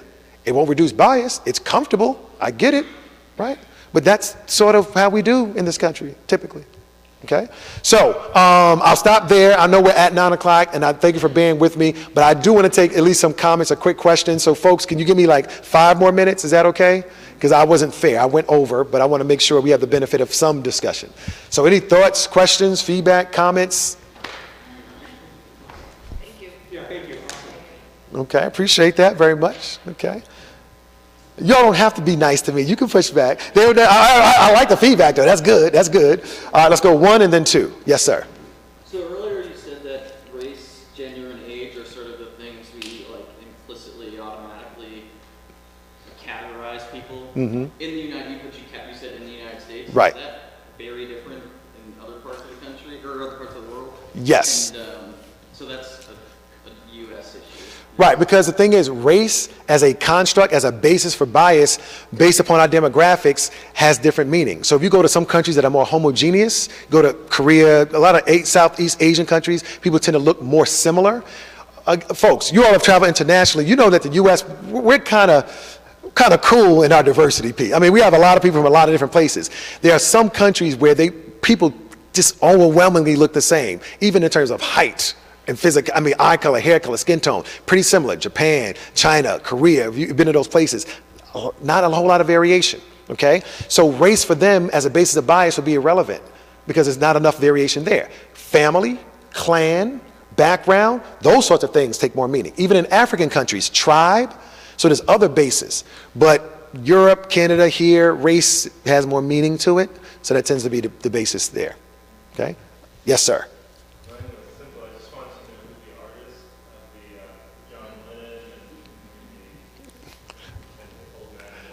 Right. Now, I don't know, those are publicly available images, right? So I'm not infringing on copyright, but the notion is I actually don't know, but I can send you the link to where I got them. I just got them online. If you go online and you Google optical illusions, it'll come right up. Yeah, but I still have the links, so I can send them to you. Yes, sir. In reading some time ago, Anne Wilson Shake's book, When Society Becomes an Act, Okay. a lot of what you shared tonight with regard to implicit bias, Mm-hmm. it reminds me of some of the things that she talks about. We're addicted. Which doesn't mean that we're bad. Addict isn't bad. It's just, Right. we just get it for recovery. Mm-hmm. But would you comment on that? I mean, to what extent is what you're sharing with us have to do with what we're addicted to as adults?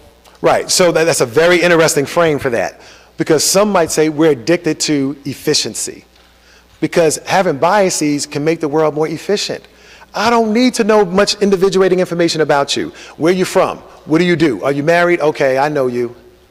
Right? If I tell you I'm from New York City, you say, okay, he probably likes the Yankees, he eats food off the street, and he likes cheesecake. You don't ask me that, but you may assume that I do. So sometimes we ask very loaded questions. We have friends who we think we know because some might call, psychologists call cognitive misers. We don't want to spend a lot of time thinking and processing, so we lean on our biases. If we know where you're from, we know what you do, whatever we associate, if somebody tells you they're an attorney, whatever you associate with attorneys or police or whatever comes to mind, you don't ask the follow-up questions. Most people don't.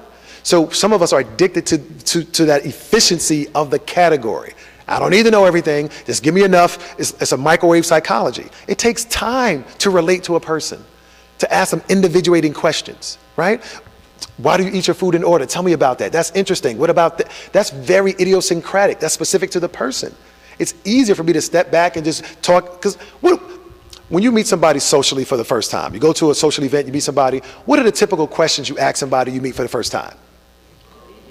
Where you from? What do you do? Why do you ask that? Because those are loaded questions. You ask them, what do they do? Whatever they tell you, you may have some follow-up, but whatever you associate with their occupation or wherever they're from comes to mind. And you may find a link to connect with them, right? But it's so instinctual. This is another thing you can do. Quick homework for you. The next time you're in a social setting and you're meeting somebody for the first time, if you want to ask the general loaded questions, you can ask them. But ask some individuating questions. What do those look like? Something that may be specific to them. Oh, I see you have an iPhone. Why'd you choose that over the Android? Right? Oh, you have a bow tie. Do you always wear bow ties? Ask something that's about them, not deeply in their business, but something that's probably specific to them. The thing is, it's going to be hard for you because the temptation is, where you from? What do you do? Right? I want you to see them. And when you talk to them, look at them in the eye, in the iris, the colored part of the eye. Why is that? Irises tend to be pretty standard from person to person. There's like, obese irises and skinny. They tend to be pretty consistent. The color can vary, but when you look at somebody in the eye, there's a consistency in terms of the size. It may range by millimeters. But once you step back and look at the hair color, skin color, and all this other stuff, everything else comes in. Iris in the eye, individuating questions. It's a skill, which means it takes practice. Right? But if you want to reduce bias over the long term, these are some of the things that we do.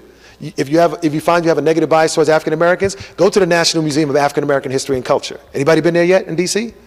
That is not only a great African American museum, that is a great American museum. Every American needs to go to that museum, okay? Because it tells a certain story about American history that you may not normally hear. Watch Blackish, watch 13th, right? Blackish is not perfect, but it's got some good stuff. But let me go here, and then 1, 2, and then 3, and then we'll end. Yes, sir. So, what is your advice? Okay. For the small number of folks of color in Vermont, Mm-hmm. who now said all white people need to increase the diversity amongst your If possible. You're going to be overloaded, huh? Everybody's going to come up to him afterwards, like, hey, what are you doing tomorrow? Okay, I got you. Right. So, general advice for how we should handle Right.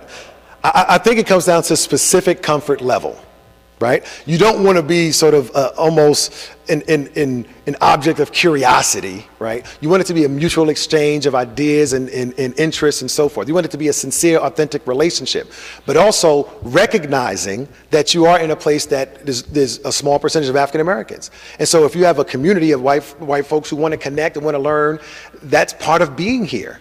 I mean, it just is. So the notion is, as an individual, you can decide what your threshold might be. It can be taxing, sometimes to be a minority, whether you're a woman in a male-dominated society, whatever, to have to educate folks regularly. It can be a bit taxing. Okay, I get that. But the notion is there a net gain?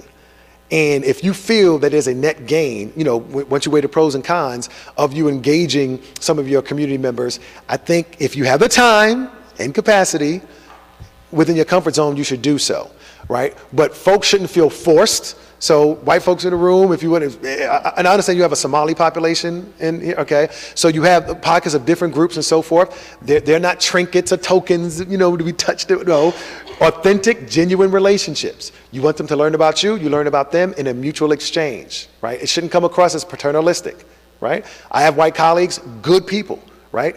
I've never felt that it was, it's a culture vulture sort of, no. It's been like, this individual is a good person. And I saw them as an individual, not as a white person trying to get to know a black person, right? So, but again, I don't want to generalize to all African Americans, because that's an individual decision that you all have to make, okay? Is there, that's a good question. Is there an African American neighborhood in Burlington? Like, is there enough black people to, okay, all right. Fair enough. Okay, I'm still learning, so I have to get evidence from you. That doesn't make y'all bad. I'm just saying, if those are the demographics, that's what it is.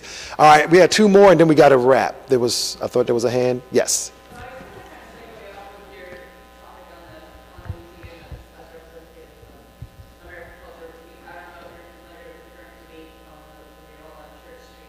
Mm-mm.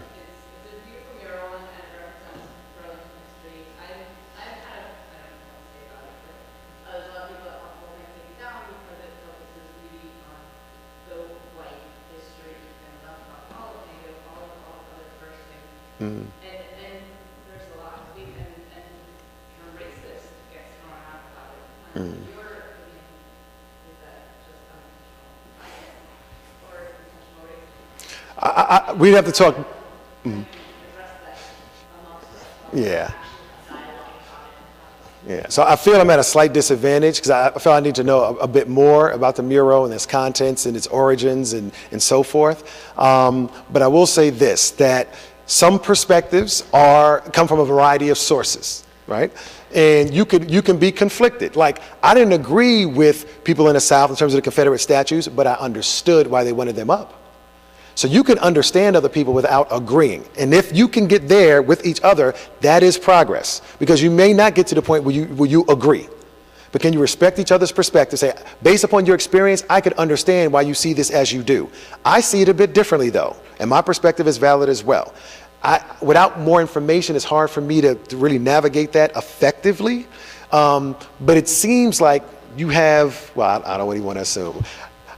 Yeah, I think that's fair because I'm assuming a good thing. It seems like you have cooler heads here. You have reasonable people in the city where you can sit down and have reasonable discussions, right? But I don't know in terms of a firm conclusion. Do you leave it up? Do you take it down? That's just too hard for me to say without seeing it. But I am interested. I didn't know that situation existed.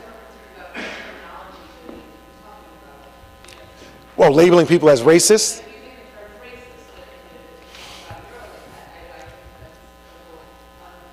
Okay, when you hear that being said, whoever's saying it, ask them, define what you mean by racism now.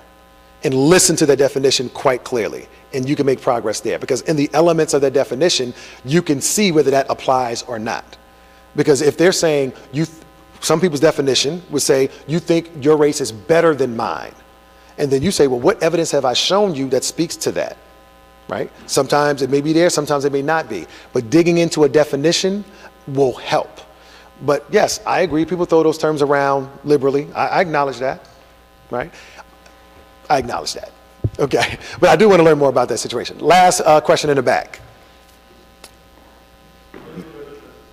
Thank you. I'm really curious. A lot of people talk about as individuals, but a lot of the challenges Right.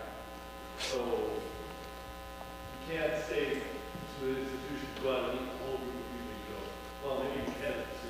Gotcha. What do you say to the institution?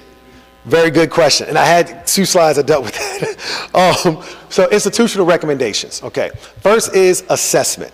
They have to be willing to measure disparity, right? Are there different graduation rates by race or gender or socioeconomic status or whatever it is? Are there different numbers of people getting tickets or citations? You heard earlier Deputy Chief talk about this in terms of some disparities, and the mayor talked about disparities when they looked at tickets. That's courage. So you need to be able to measure and assess. Do disparities exist based upon whatever it is, gender, sexual orientation, age, race? First part is assessment. So your county government or city government needs to have some sort of research unit or entity that's willing to conduct the research that can say, we have challenges here, over here it looks okay, challenges here, so you need the evidence. Don't come at it from assumptions or emotion. Get the evidence first. And this is what I tell your leaders, at least in the police department. Get the evidence. After you have assessment, you raise awareness. So we found there's some disparities in graduation rates from this high school by race, okay?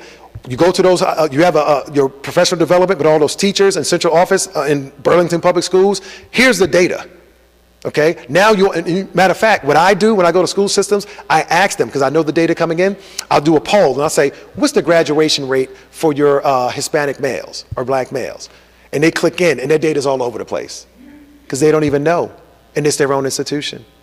A lot of folks don't know their own data about their own organization, right? So you show them, you measure it, you raise awareness. Now everybody knows. So you can't say you don't know, because you can't do something if you don't know. So now everybody knows. So if it's the police department, when they have their trainings or whatever it is systematically, show them the data, show them the reports, put it on their website, now people know. Then the next part is taking action. So it's assessment, awareness, action, what we call AAA. So if you're in trouble, your car is stuck, who do you call? AAA, right? So AAA is in effect. So taking action, what does that look like?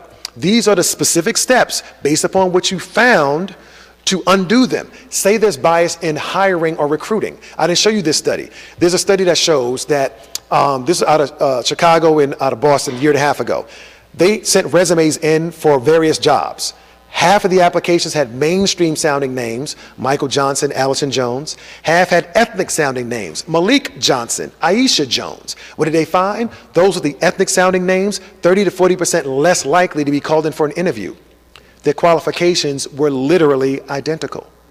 You ask the hiring manager, are you biased? They may say no.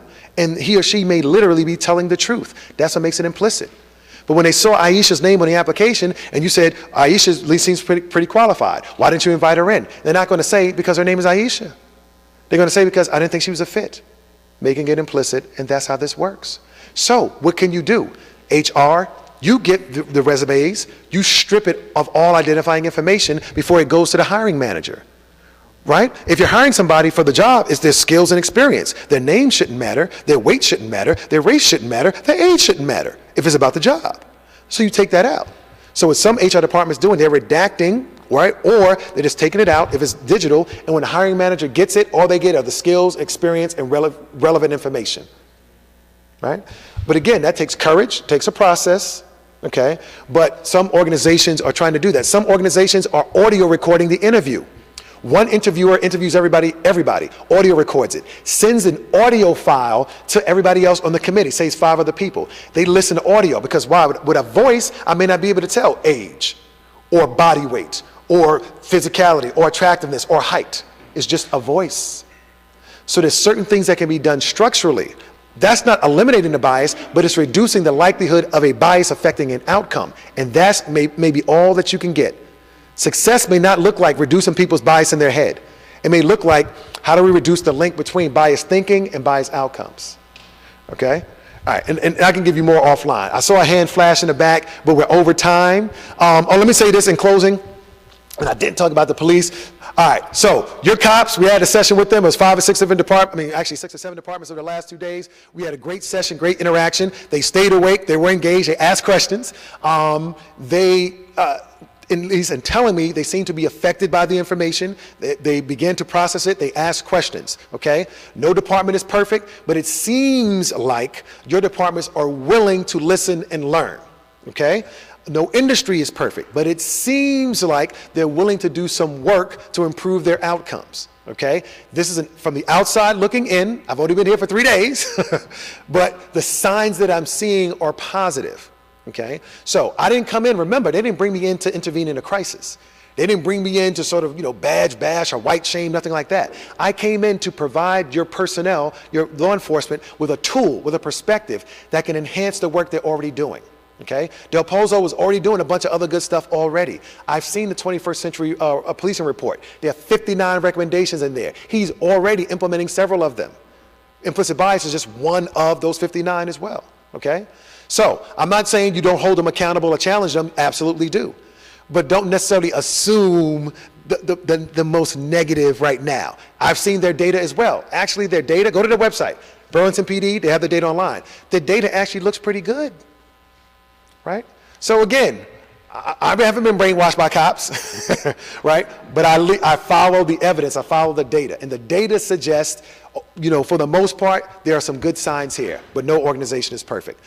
I just want to thank you so much for your time and attention. This was a snowy day. I think y'all got like 8 inches or something like that. For you, it's like whatever. For me, that's like, oh my God, coming from Atlanta, right? But I appreciate you all coming out, and I said to Jason earlier, you all are determined and focused. You're willing to learn. I love lifelong learners who come out. So thank you so much, and have a great evening.